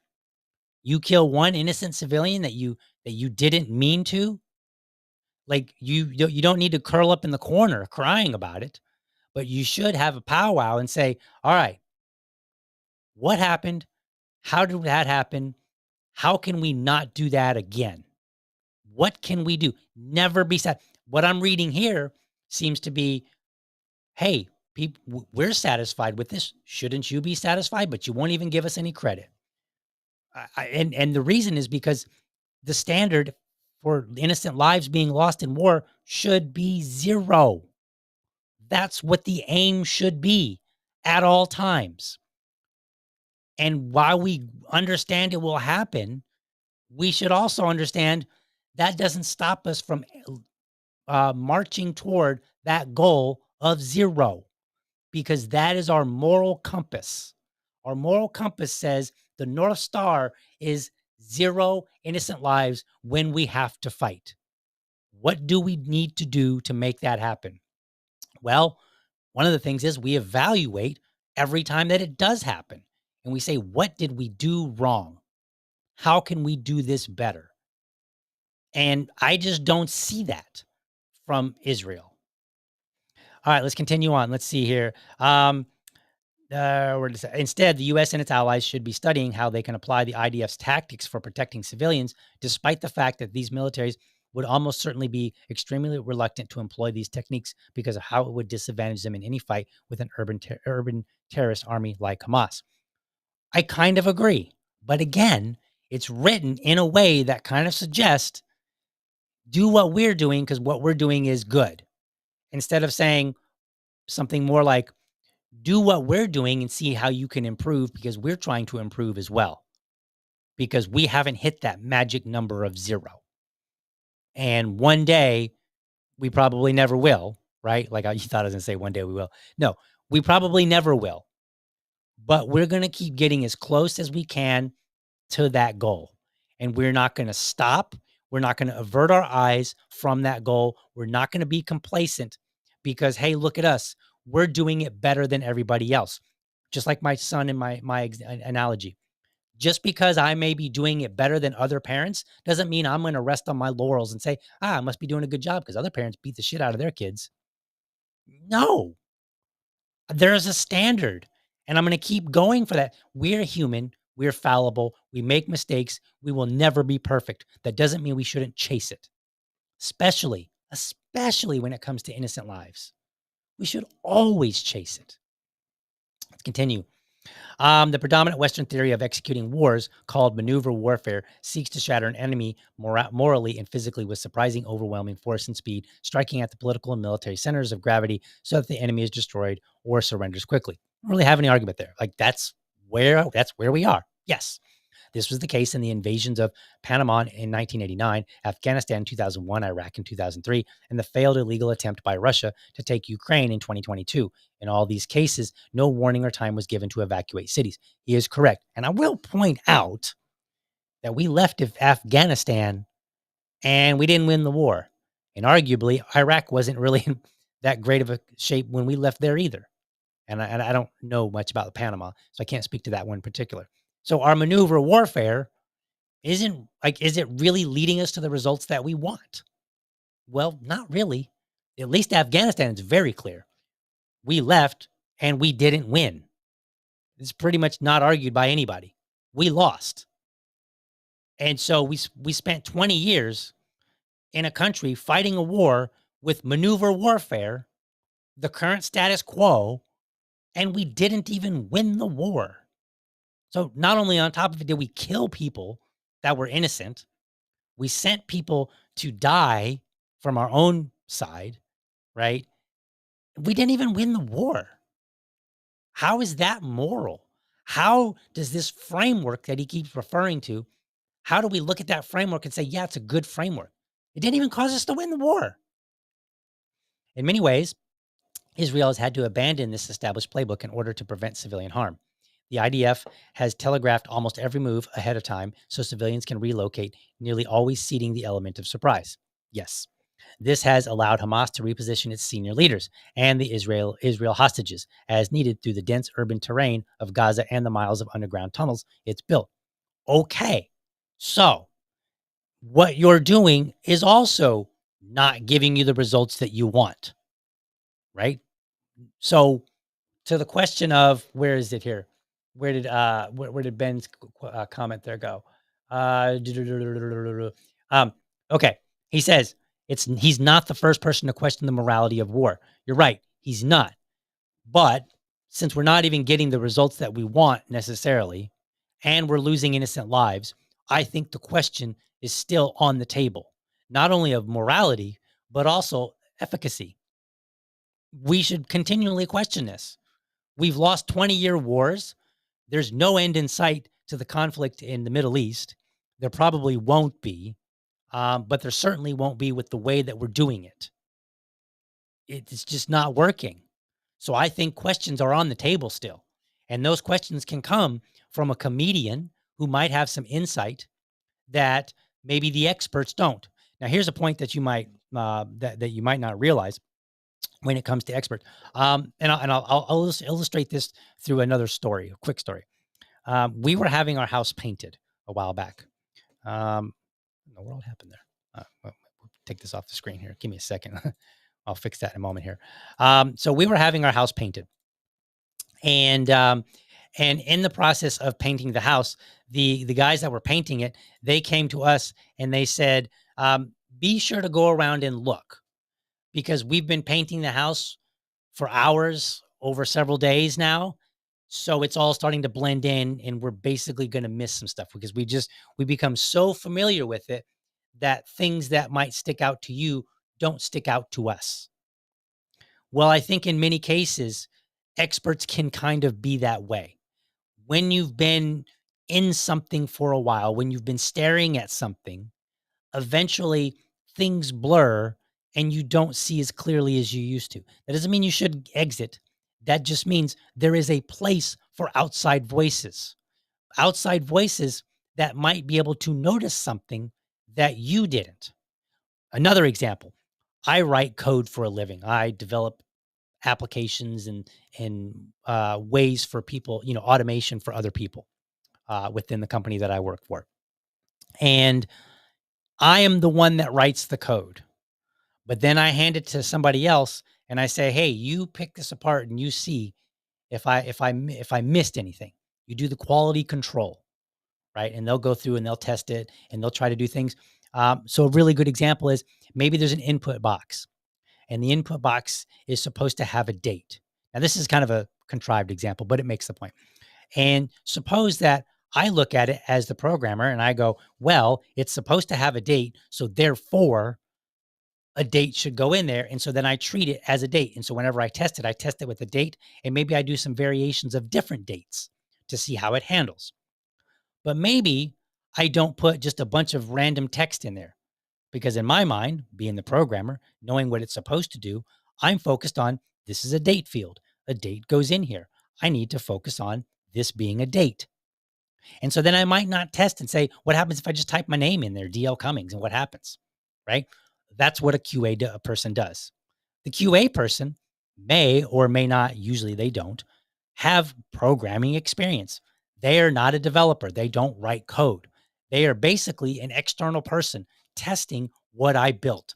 I think the same holds true with intellectual ideas. That doesn't mean that every Tom, Dick, and DL is necessarily fit to question everybody, but it does say something to the fact that there are people outside of this body of experience that can provide insight. And in many cases, it's a good idea to invite them because you've been staring at something for so long that you might easily miss what they don't because it's all new to them. The term for that is come give me a fresh set of eyes. That's the term for it. It's very it's very formal. Fresh set of eyes. So I think there's a value there in saying, yeah, let's evaluate all of this and see what the result is. All right, let's go back to the article here, which I fixed that little pop-up that happened. All right, so let's continue on reading. All right, so Hamas fighters who, unlike the IDF, don't wear uniforms, have also taken the opportunity to blend into civilian populations as they evacuate. The net effect is that Hamas succeeds in its strategy of creating Palestinian suffering and images of destruction to build international pressure on Israel to stop its operations, therefore ensuring Hamas's survival. I agree with this. They do that, and they do it on purpose, right? But we are still with this moral question of, is it okay to kill innocent people? I say no, it's not okay. And so if you bomb a building and you know there's going to be innocent people there, then I will argue that you have made an immoral decision because you knew there were people that were going to be there and you killed them anyway.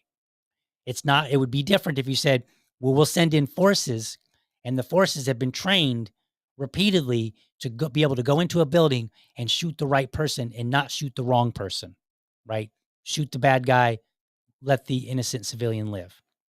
And if they did that and they made a mistake, an honest mistake, not I went in there knowing that I was going to kill somebody, but I went in there and they dressed up one of the civilians as, looking like what I expect the Hamas people to look like. Maybe not a traditional uniform, but maybe they're wearing something that I would expect Hamas to be wearing. And so I shot them, right? That would be a mistake. I would not call that immoral because you didn't intend to. In fact, you actually had the intention not to, which I think speaks to Dave's point that we're playing loose and fast with intentionality. Because even in war, we recognize intent matters. In other words, bomb a building with a bunch of people in it. Well, we didn't intend to kill them, but we were trying to, exercise this we were trying to implement this operation. But then if a guy goes in and just randomly shoots up a bunch of civilians, you're going to be like, dude, you intended to kill, you tried to kill those people. You didn't even, right? So now all of a sudden we're back to our standard definition for intent and application as everybody understands it. So we do play fast and loose. I'll get to some of that in a moment here. Israel gave warning in some cases for weeks for civilians to evacuate the major urban areas of northern Gaza before it launched its ground campaign in the fall. The IDF reported dropping over 7 million flyers, but it also deployed technologies never used anywhere in the world, as I witnessed firsthand on a recent trip to Gaza and southern Israel.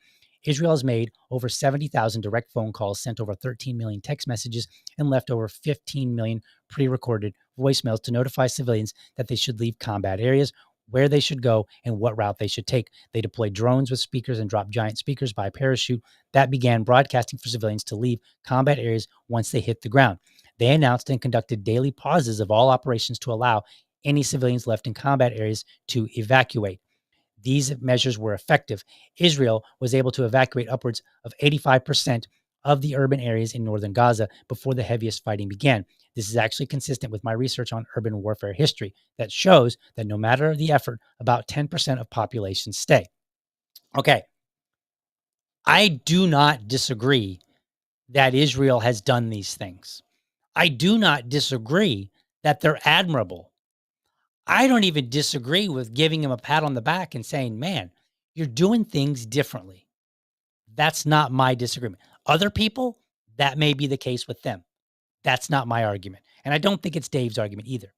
My argument, which I also think is Dave's argument, is we need to keep striving to do better and better and better. This is not where we stop. We continue looking for ways to avoid civilian deaths. And every time civilians die, we take responsibility for it.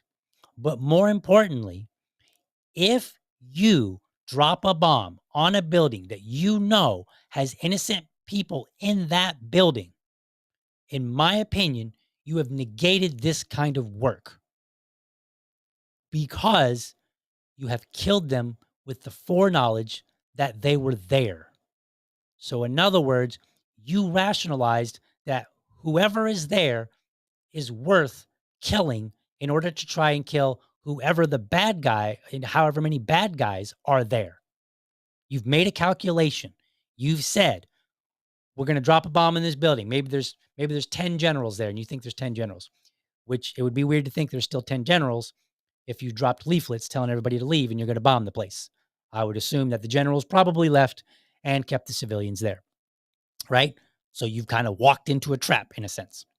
But if you drop that bomb anyway, knowing that there might be civilians, you have accepted those deaths are morally acceptable in order to cause whatever number of deaths for whatever type of person that you're looking for, whether it's a straight up fighter or it's a general.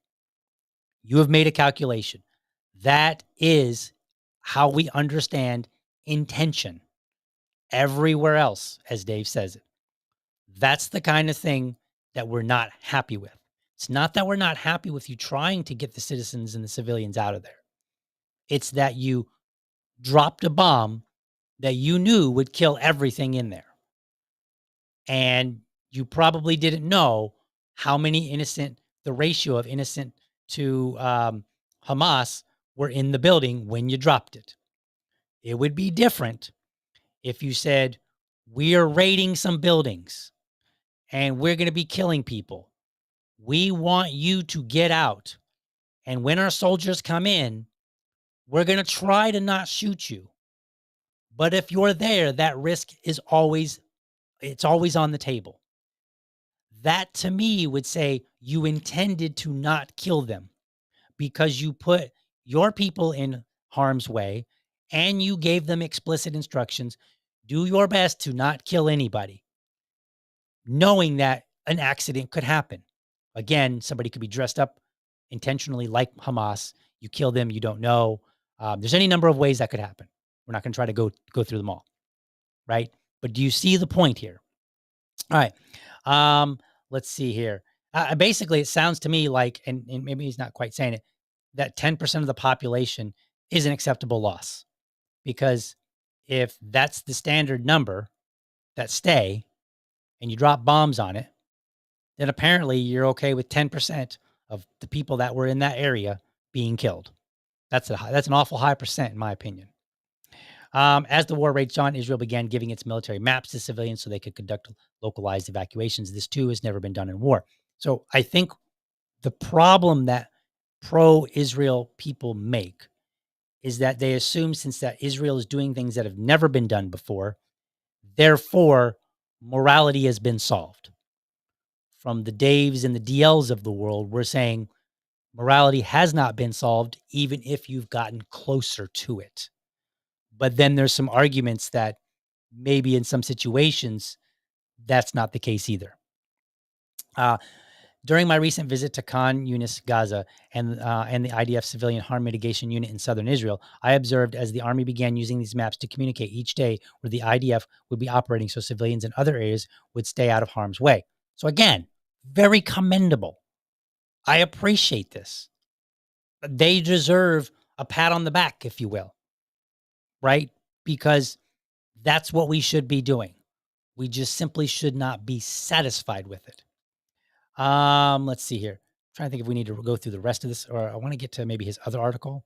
I'm trying not to read. Well, yeah, we can finish. Well, I'll finish reading this article, and I won't comment too much on it, out of fairness to John, and then I'll read his other article, which I have a little bit more to say. So, of course, the true number of Gaza civilian deaths is unknown. The current Hamas supplied estimate of over 31,000 does not acknowledge a single combatant death, nor any deaths due to misfiring of its own rockets or other friendly fire. The IDF estimates it has killed about 13,000 Hamas operatives. Okay, so we're at least 1-to-2 ratio here, possibly 1-to-1 if you want to cut the 31,000 in half, pretty close to 1-to-1, right? And he said the IDF estimates it has killed about 13,000 Hamas operatives, a number I believe credible, partly because I believe the armed forces of a democratic ally over a terrorist regime, no problem there, but I also because the size of the Hamas fighters assigned to areas that were cleared and have observed the weapons used, the state of Hamas tunnels, and other aspects of the combat. Fair enough. No argument there. That would mean some 18,000 civilians have died in Gaza, a ratio of roughly 1 combatant to 1.5 civilians. Okay, so 1-to-1, 1-to-1.5. Given Hamas's likely inflation of the death count, the real figure would be closer to 1-to-1. Either way, the number would be historically low for modern urban warfare. Okay, I'm not really disagreeing with anything there, right? Like it's probably true that it's closer to 1-to-1. I'm willing to take that, right? Like the points that he makes, the tunnels, the type of weapons that were there, other things that we can observe and look at and kind of make an estimation and say, okay, how many people were probably here? That's how many people we probably killed. I'm totally fine with that. Then he gets down to it and he's like, basically narrows it down to 1-to-1. Okay. Even though it's historically low, is that what we want? Does that fit our foundation of morality? Or if you want to look from a libertarian perspective, 1-to-1, one Hamas fighter who violated the non-aggression principle and so therefore was at risk from retaliation, and then one civilian who did not violate the non-aggression principle, who is not subject to aggression and still has their self-ownership, which means they have the right to their body and to what happens to it. They still have that. Libertarianism is about protecting the individual. That's where we start. That's why we are so anti-war, because we look at it and we say, you don't have the right to kill somebody who is not attacking you, or at least has not attacked you in the past sense. At least that much. That person, the 1-to-1, it's not okay because it's the lowest it's ever been. Imagine, let's do this. Yesterday I talked about the supposed black culture. Okay, so let's make an analogy there. Let's say that violence is high in the black community, and it is. So let's say that all of a sudden violence, for whatever reason, ends up being very, very low, and somebody can go, well, the level of violence is historically low for the black community, just like he says the number would be historically low for modern urban warfare. Okay, that still doesn't make the violence okay. That's still a problem. It's just not as big of a problem. That's the only difference. And the bigger the problem when it comes to violence, particularly with women and children, the more likely people are going to get emotional about it, because nobody wants to see innocent women and children dying. And the argument is, if you kill 100 innocent women and children, that's a hard argument to make versus one on accident. You make my argument harder to make when you kill fewer people and you kill them on accident as opposed to knowingly. Sorry, I said I was going to try to get through the rest of this without talking too much. The UN, EU, and other sources estimate that civilians usually account for 80% to 90% of casualties, or a 1-to-9 ratio in modern war, though this does mix all types of wars.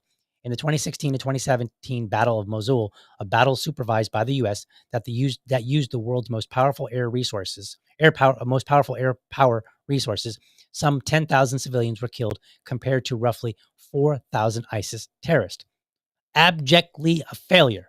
And yet, just my comment. And yet, analysts who should know better are still engaging in condemnation of the IDF based on the level of destruction that's occurred, destruction that is unavoidable against an enemy that embeds in a vast tunnel system under civilian sites in dense urban terrain.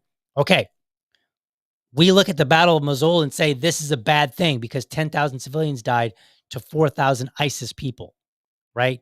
You had to kill 10 to get every one. Did I get that math right? I know better to do math on the air live. Should not be doing that. It's 10 to every 4. So for every 4 ISIS people, you kill 10 civilians. That's an unacceptable number to me. That is unacceptable. And once upon a time, it might have been acceptable. And then we said, no, we can do better than this. And then Israel did. Israel now is more 1-to-1. And now we're saying we can still do better, right? That's the point. Once upon a time, it was not considered, well, once upon a time, it was probably considered moral. Like there would be arguments like, yeah, this happens. War is hell. By the way, whenever people say war is hell, they always mean that to civilians. They never mean it for the soldiers. They're not, because they'll say like, well, we had to because otherwise many more soldiers would die. Well, war is hell. And it should be more hell for the soldiers than it should be for the civilians. Throwing that out there. Just an aside, because people seem to think that's a good argument. It's not. War is hell should apply more to the combatants than the civilians, but it doesn't. It's almost always applied and used as a defense why civilians were killed. Almost always. Okay. So once upon a time, we thought these numbers were okay. Then we said, no, that's not good. And then Israel said, well, we can do better than that. And maybe they're not comparing. I mean, I'm sure Israel's not like, oh, we could do better than that here. They're probably just trying to lower the loss of life, right? So they're not really doing a comparative effort here. But they basically said, we can do better. And that's the point. We can do better. And then I say, yes, you've done better. Now do even better. And keep doing better. Keep aiming for that elusive 0 civilians killed. 0 is the number. That is the moral foundation from which I start with. Because every single person owns their self and has the right to be free from aggression. They also have the right to self-defense. Conversation for another day on this topic. Let's continue on. This effects-based condemnation or criticism is not how the laws of war work or violations are determined. Okay, we're not doing an effects-based condemnation here. Some people might be. What we're saying is we start here. These results do not reflect that starting point. Let's go back to the starting point and have that conversation. Ironically, the careful approach Israel has taken may have actually led to more destruction since the IDF giving warnings and conducting evacuations helped Hamas survive. It ultimately prolongs the war and with it, its devastation. Okay, so now we're kind of acknowledging that it's still not yet where it needs to be. Because yeah, we're not killing people, we're killing fewer people here in this moment, but perhaps they get killed later on. So perhaps we negate our efforts anyway. Because if the war is prolonged, if we kill people here, those people can't be killed a second time. So if there's a war and it includes innocent civilians in the vicinity, well, there are going to be different innocent civilians, ones that are still alive. So therefore, the ones that survive the first round may not survive the second or the third round. So ultimately, the actions are just delaying the inevitable. We're still not getting close to that 0. But we're acting as if we've solved the problem of killing innocent people, but we haven't. Israel has not created a gold standard in civilian harm mitigation in war. That implies there is a standard in civilian casualties in war that is acceptable or not acceptable, that 0 civilian deaths in war is remotely possible and should be the goal, that there is a set civilian to combatant ratio in war, no matter what the context or tactics of the enemy. Okay, he is correct. There is, we cannot say that it's possible to never kill a civilian. But I disagree. It should be the goal. You should always have a North Star. My North Star with my family is not to yell at them. That's my North Star. Will I make mistakes along the way as I live and maintain my family before we all end up going to the dust? Yes, I will. I acknowledge that. Is it possible that I will get to the point where I no longer ever yell at them again? When I die, yes, maybe shortly before that, right? But there is a point. I like the point for which that happens is probably me closest to my death. Is there a point where I'm no longer yelling for the next 20 or 30 years? Probably not. That doesn't mean that I don't strive for that. And again, especially when we're considering loss of life. If it's important enough for people to implement in their regular daily lives to keep striving for perfection, then it should be the same principle applied when it comes to killing people. We should always be like, look, we don't want to kill anybody that doesn't need killing, right? We're going to constantly work our butt off to make that not happen. And yeah, we went from 10,000, 4,000 ratio to 1 to 1. Now we want to go to 1 to half, 1 to quarter, 1 to eighth. And we want to keep getting it down further and further and further. Not because we want to shut the Daves and the DLs up, although that would be a good benefit, but because they value life. That's why. Those calling for Israel to find an alternative to inflicting civilian casualties to lower amounts like zero should be honest that this alternative would leave Israeli hostages in captivity and allow Hamas to survive the war. The alternative to a nation's survival cannot be a path to extinction. I've heard that argument so many times. Let me address that. Once upon a time, you would have said the same thing about killing 10,000 to 4,000 ISIS, 10,000 civilians to 4,000 ISIS. Once upon a time, that was considered like a good number, right? I mean, he just said, like his studies earlier in the article here, he said his studies said that about 10% of the population refuses to move. So we know that at some point we've accepted, we meaning people that, support the wars and stuff like that. They have accepted some level based on what they've observed. They've accepted that number.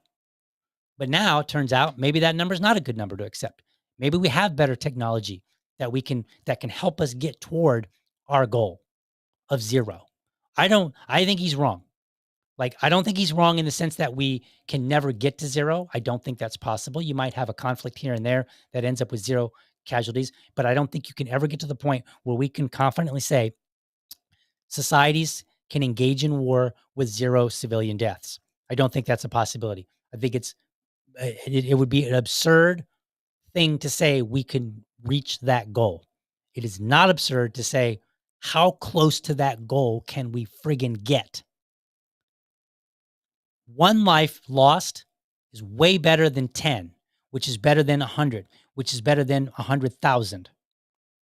You keep working your way toward the smallest number possible. And I'll make a side point here before I go on to this other article. And I know it's going long, folks, but that's the point of the weekend show. I'll make another point here. Dave mentioned Christianity. And I'm not particularly religious myself either, but I will point this out. I believe it was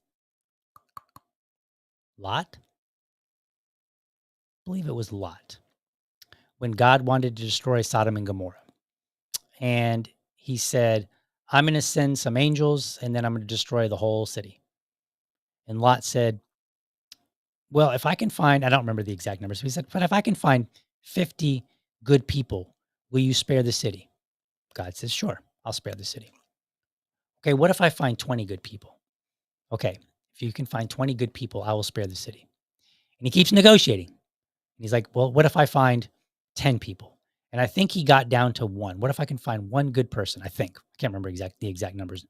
But he kept going down, kept negotiating. And God finally was like, yes, yes, yes. If you can find that many people. Do you see what he did?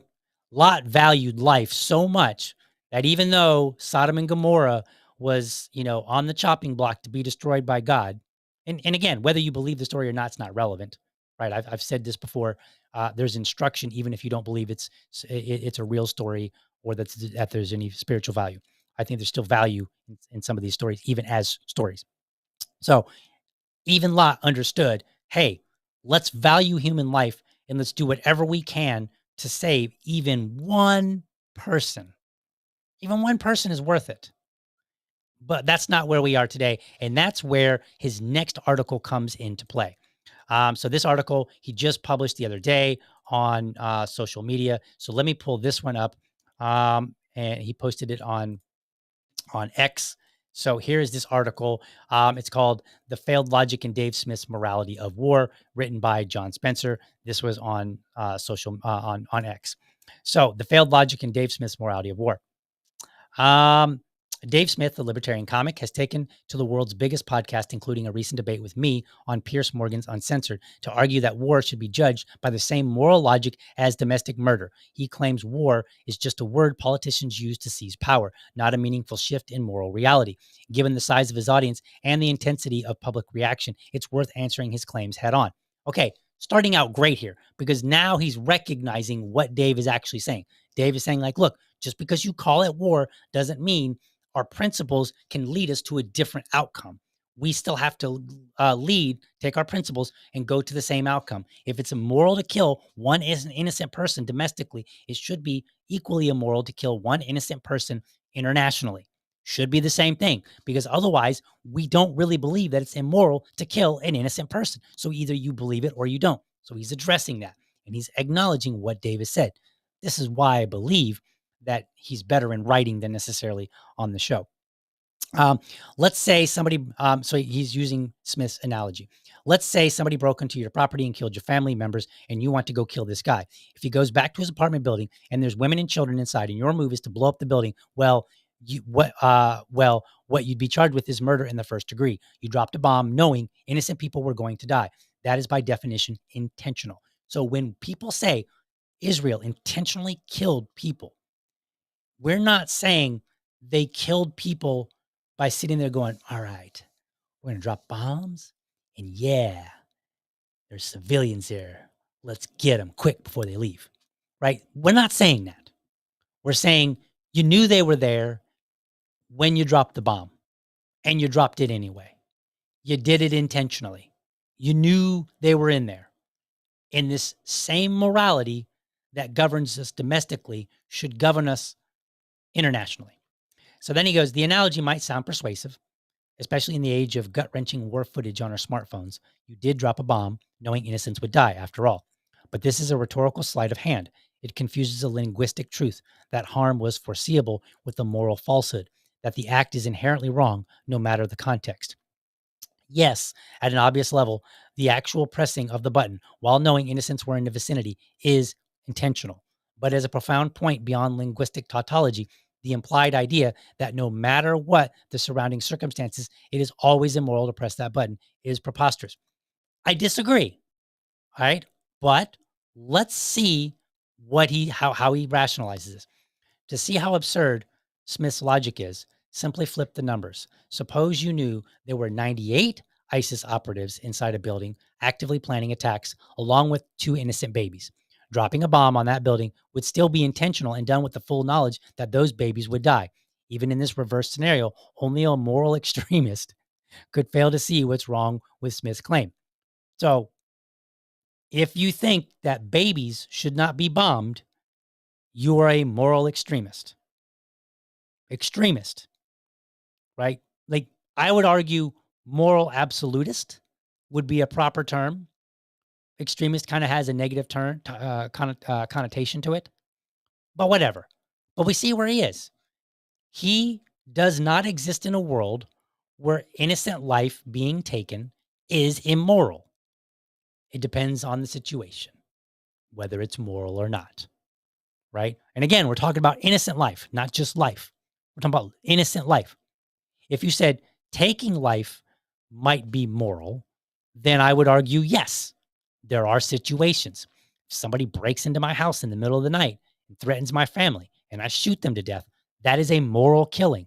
I was defending myself and my family against an intruder who did not have the right to be in the house and who was threatening us, right? I would be moral in that killing. What Dave and I are saying is that there is no moral situation for killing an innocent person. That is a different situation because the person owns themselves and they have the right to be free from aggression. That right does not diminish because of the circumstances. It does not suddenly make it moral to kill an innocent person because the circumstances are different. That doesn't mean, though, that it doesn't happen, right? And again, we're talking about the intentional act and innocent lives. So if people come up and they go, well, what if an ISIS person or a Hamas person has a baby strapped to them, right to their chest, and they're shooting at you and you have to shoot them back? I don't think, like, you can, I guess, argue that it's intentional. But at that point, you are literally defending your life in the immediate moment, right? That would be far different than coming back later and while they're walking away, shooting him in the back while the baby is on their back. They're still a Hamas fighter. You still may have a legitimate claim to shoot them, but that situation is a little different, right? There's certainly more intent there. Whereas the other option is, are you going to die? Well, if I have to save myself in that moment, then yes, I might have to kill somebody, even an innocent person, depending on the situation. But that is different than dropping a bomb, which is what we're talking about. We're talking about bombing people indiscriminately, or I guess partially indiscriminately, since we put out leaflets, or not we, but the Israeli government puts out leaflets and whatnot. Okay. The central issue is the confusion of two entirely separate systems: civilian criminal law on one hand and the conduct of war on the other. These exist for different purposes under different real-world constraints and by practical necessity are governed by different rules. Not accounting for such conditional conditions is a kind of moral blindness. No. What's happening is that we are looking at it from the very core and saying innocent people have the right not to be killed anywhere, at any time, under any circumstance. There is no circumstance which says it is moral to intentionally and knowingly kill somebody who is innocent. That doesn't exist. Now, if you want to say, what about when your life is in danger? I think there it's not an exception, and it's not a it's I wouldn't argue that it's a changed circumstance so much, although I guess you could make that point. I would say that what you really have is, this is now a life or death situation. And so you have to do something that you might not want to do if you could avoid it. But you cannot avoid it unless you're willing to die. Dropping bombs is not the same. You are not in immediate death if you drop a bomb. So it's an entirely different situation. So if you want to do context, it's an entirely different context. Now, I want to pull up this, where is it here? Let me I'm going to pull up something here real quick, and I'm going to read my response to what he had to say. So let's move some things around. I'm not going to show it on the screen. I'm just going to read my response to him. So let's see. We'll go here. No, we want to go here, and then I can read. So this is my response to this article. I'm going to read you because it kind of touches upon what he says at the very beginning here. Let me scroll down. I post too much. Okay, so here we are. So I quote him and I say the part where he says, and I'll put it up on the screen so that you can see it here. So I quote this part right here. Okay. And I said, to see how absurd Smith's logic is, simply flip the numbers. Suppose you knew there were 98 ISIS operatives inside a building actively planning attacks along with 2 innocent babies. And then I say, the morally acceptable number of civilian casualties, especially women and children, should always be 0. Yet the world sees 98 babies for 2 terrorists. I want you to think of this as degree of disparity, not literally. Such a scenario would make the anti-war argument less convincing, or at least more difficult to make. But that isn't what the world observes. More importantly, it's not what the world often calls for. Instead, we have a society where calling for Palestine's complete annihilation is viewed as less problematic than insisting the moral goal should be 0 civilian casualties. Palestine was not made into a parking lot, thankfully. But there were also no lecturing about the rules of war, philosophy, nuance, or managing extremes for the many Americans who called for complete destruction. John Hagee, for instance, American pastor, alone has an audience comparable or larger than Dave. So John starts out by saying here that where is it here? He said where is it here? Let me go back. Is it up here? Oh yeah. Given the size of his audience and the intensity of public reaction, it's worth answering his claims head on. So the intensity of public reaction, the size of his audience was like, man, I got to respond to this guy. Why didn't you respond to John Hagee, who has a much larger audience, him and many other American pastors who immediately after October 7th, on October 8th, were like, turn it into a parking lot. How come you didn't come out and say, whoa, whoa, whoa, you don't understand the rules of war. You don't understand the philosophy of war. You don't understand that the distinction here. You guys are going too far in the other direction. Dave is over here and he's way too far. You're way too far over here. But at least Dave is calling for zero. You're calling for all of them. So I don't buy this argument that he's making down here. Where is it here? I lost my spot. Should have.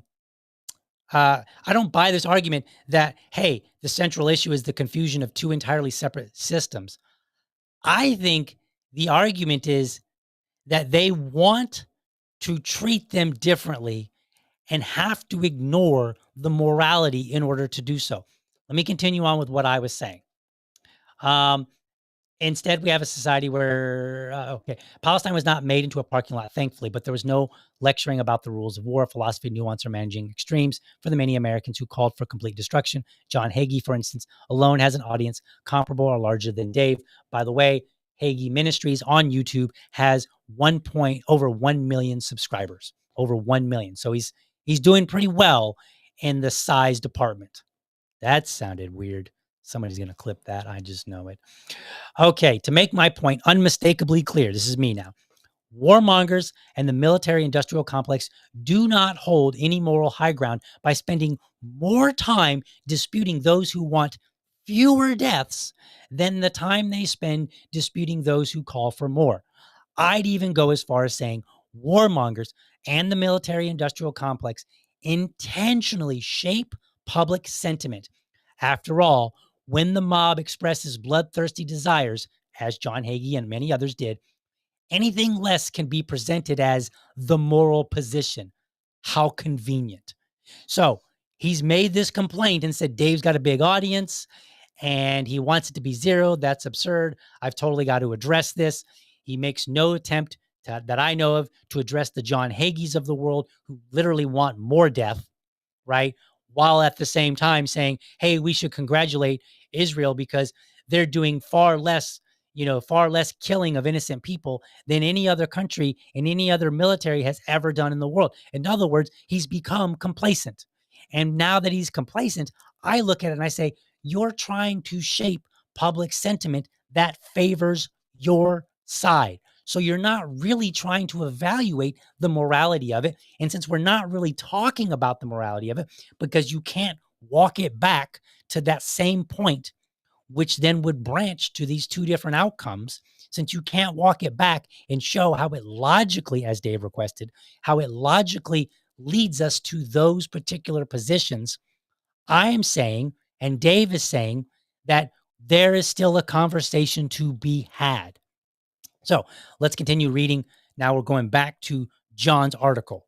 I felt it was good to just interject because my interjection relied mostly on the very that one particular portion and then some comments that he made later. Domestically, we rely on police and courts to uphold moral and legal order. If someone commits murder, the system investigates, arrests, and prosecutes.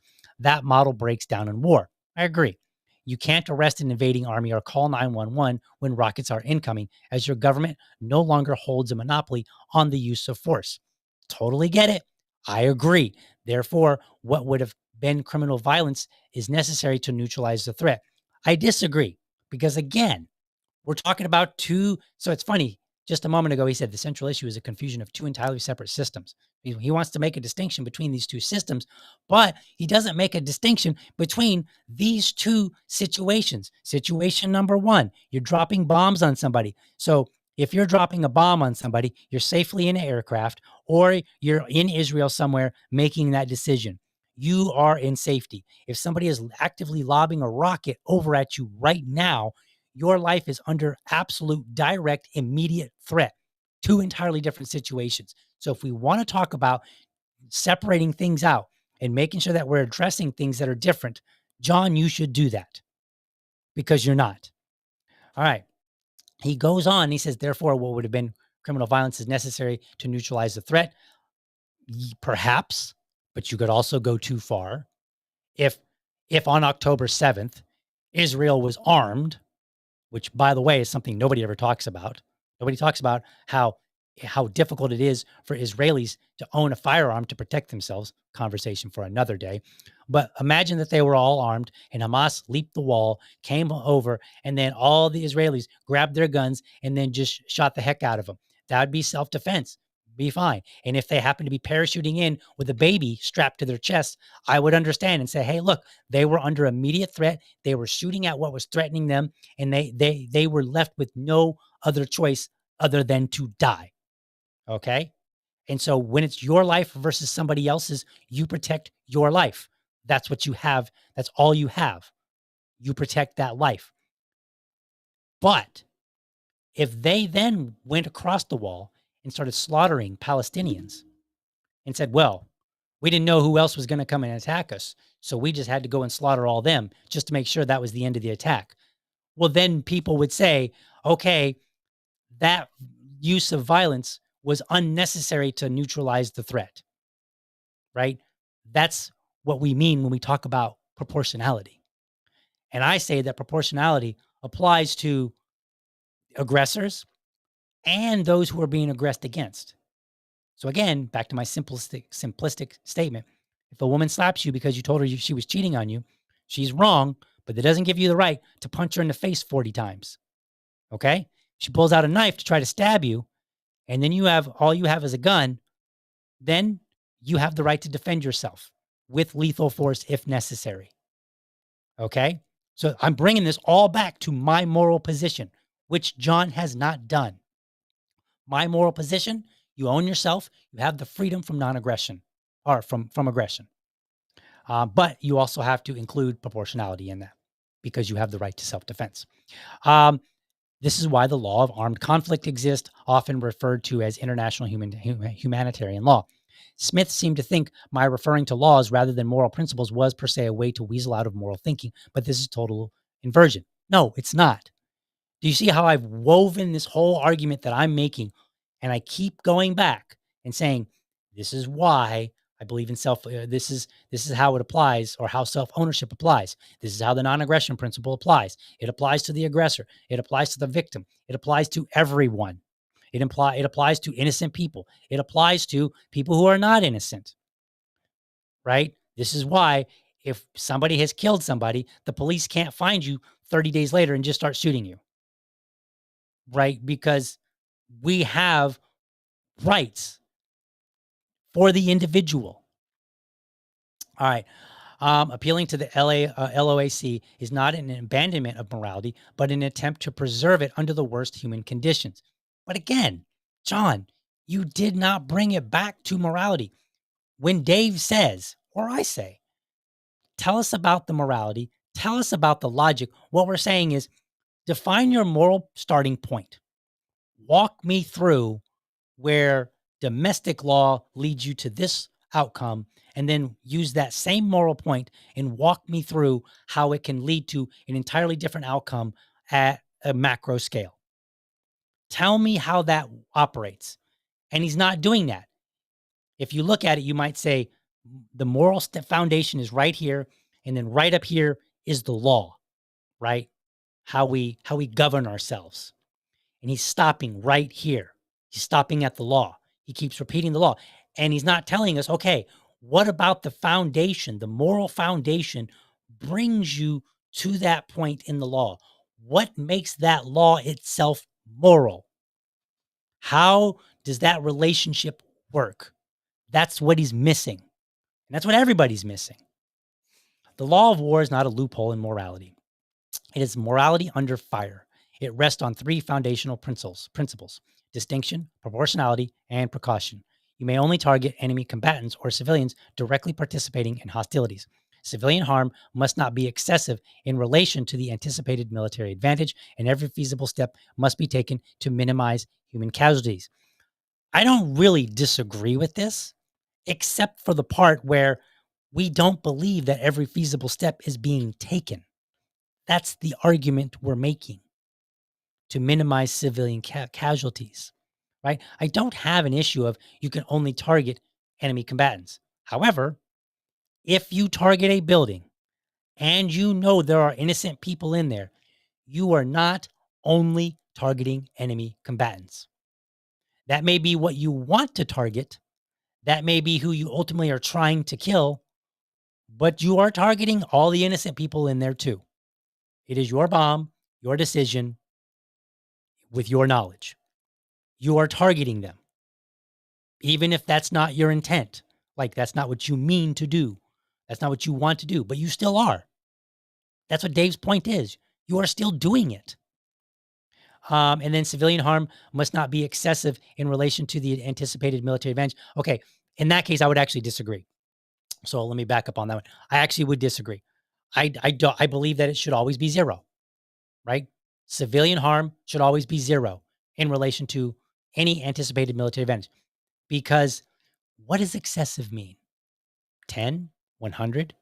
Well, it's going to depend on the military advantage, which means we are not treating life the same.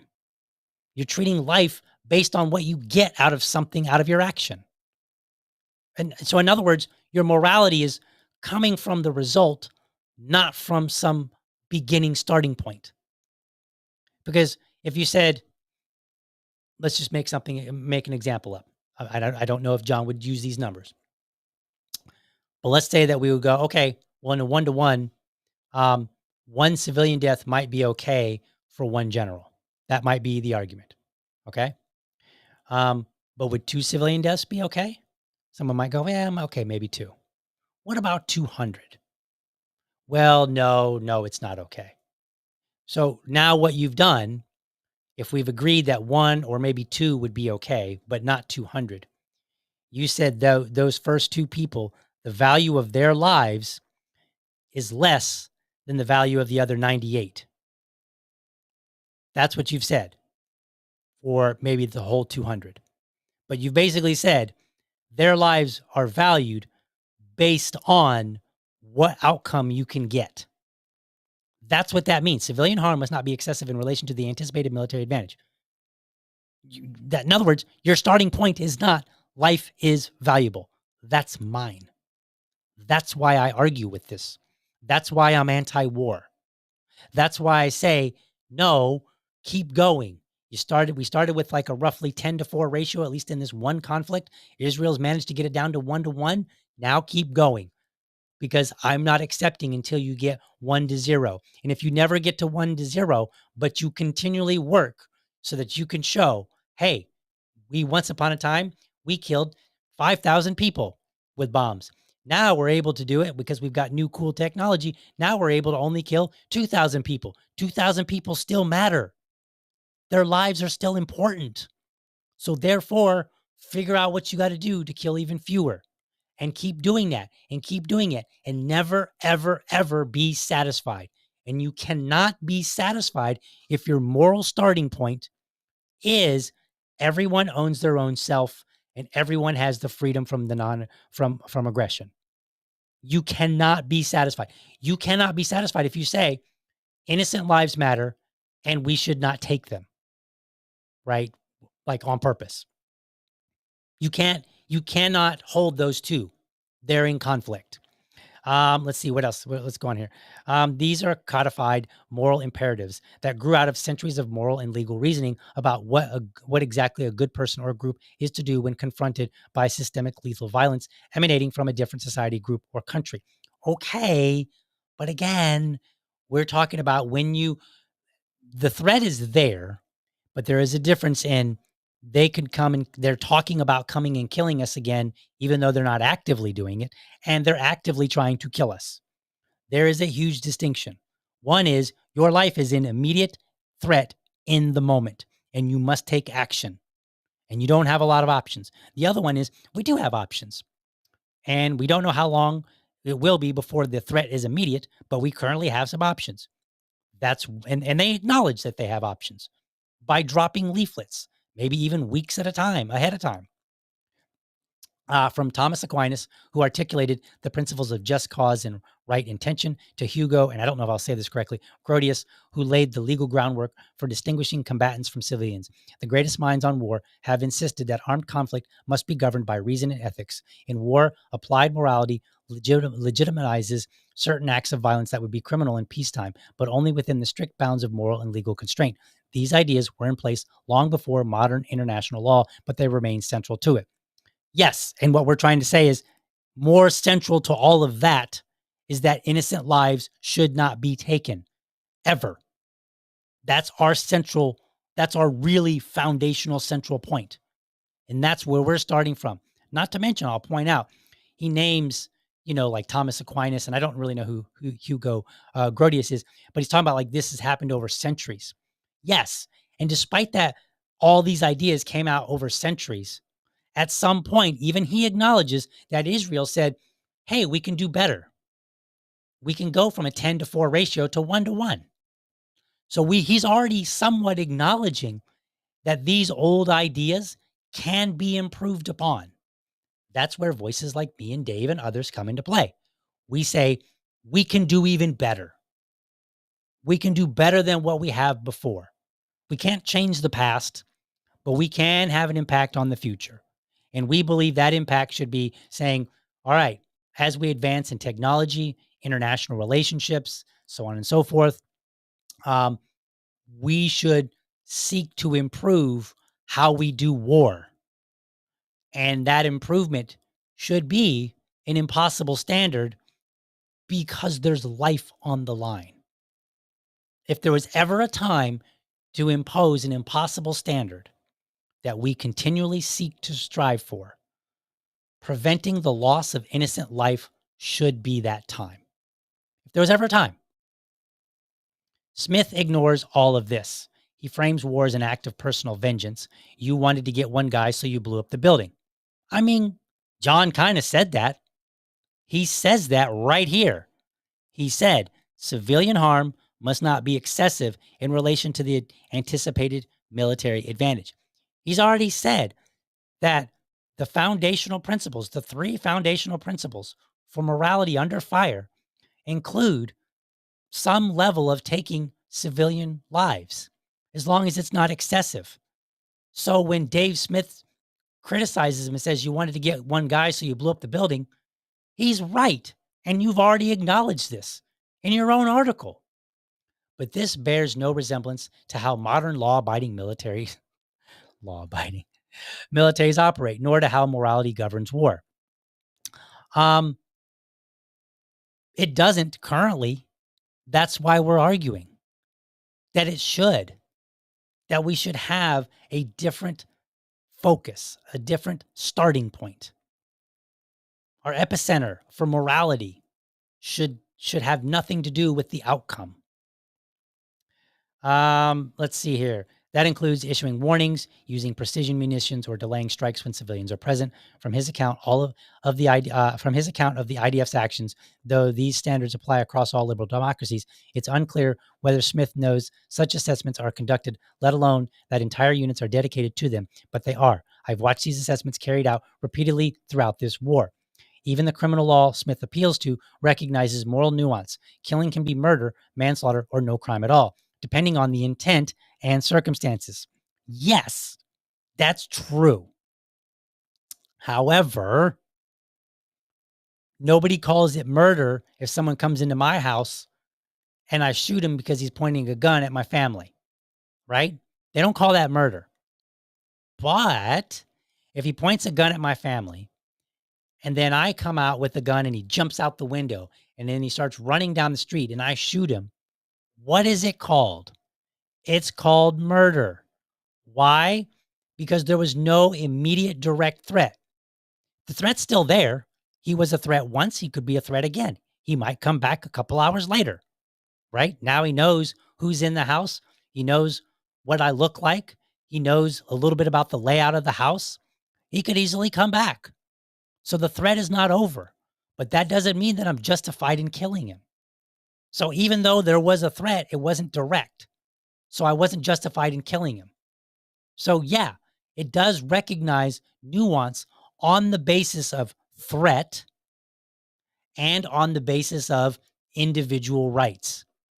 If somebody is fleeing and they are no longer a threat to you, you do not have the right to kill them. So I think John's missing the point. Someone acting in self-defense isn't charged as murder, even if others are harmed. That's sort of true. It's sort of true. If, let's see, I'm trying to think of an actual case, and I should have thought of one before I came to the show, but that's okay. Let's say that, let's see here. Let's see, even if others are harmed. I can't think of an actual story. I was trying to think of a story or a case that would make sense. But off the cuff, I don't have one exactly available. But if I try to kill somebody who's a murderer and I just start blasting all over the place, I could be charged with something, right? If the situation was very clear that those other people were completely out of harm's way, but I just went crazy and just started shooting all over the place. They'd be like, dude, you were reckless. You were just shooting like crazy.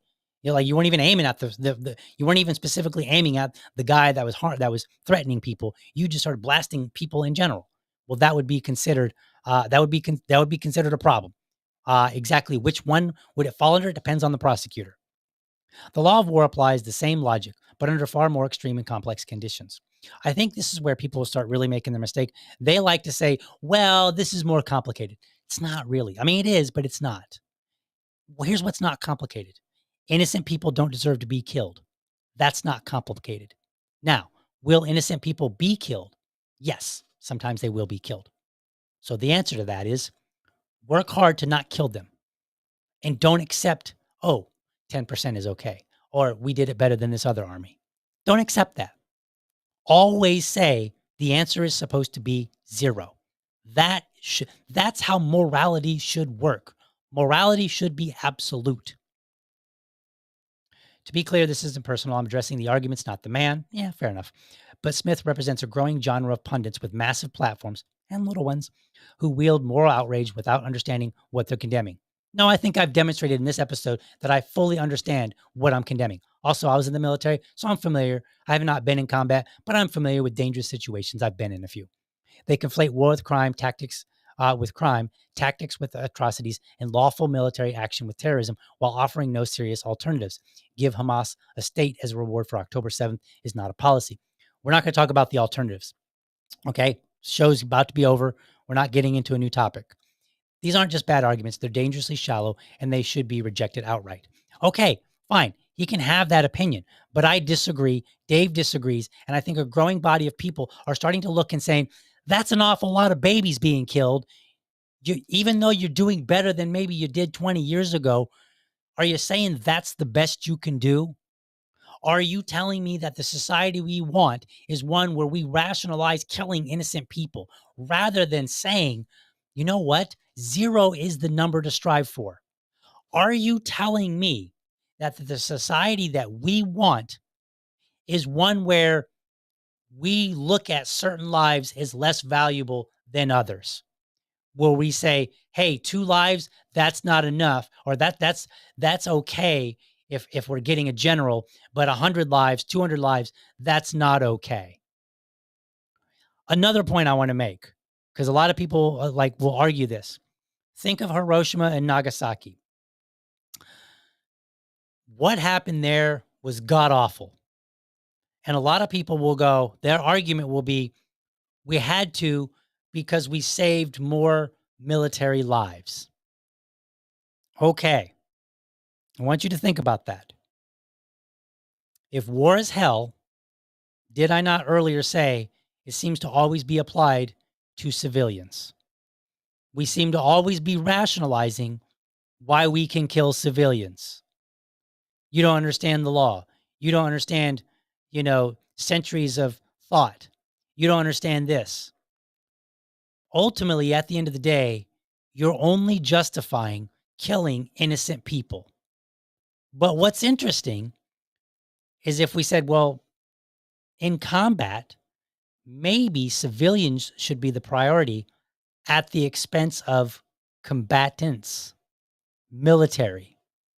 And maybe war is hell should be applied more toward military than innocent civilians. But they never do that.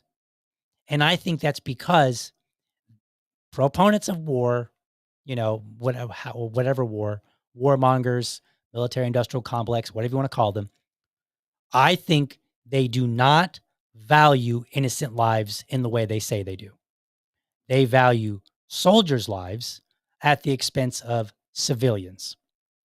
That's immoral, in my opinion, because at least the soldier, on some level, possibly chose to be there. Now, not always. In Ukraine and Russia, you've got conscripts, somewhat of a conscript idea here in the United States, selective service, right? But on some level, at least the combatant, the soldier, they have a gun, they have training, perhaps they believe in the mission, right? Whereas the civilian has none of that. They may not even want to be there. We don't really know, but we know that they haven't committed a crime, right? If they're a civilian, if they're an innocent civilian, they've not committed any kind of crime. They should not be killed. So when we have this conversation, when we talk about morality and who's looking at what, why don't we start with the fact that everything right now, as I said, warmongers in the military industrial complex intentionally shape public sentiment. After all, when the mob, remember that flat in Gaza, turn it into a parking lot, when the mob expresses bloodthirsty desires, anything less can be presented as the, quote, moral position. How convenient. It's convenient that you get to still go to war and claim a moral high ground just because you're not doing it as bad as other people have. How convenient. All right, let me get to some last comments and then we'll get the heck out of here. Thank you guys for tuning in for so long. I don't even know how long it was. How long we've been at this.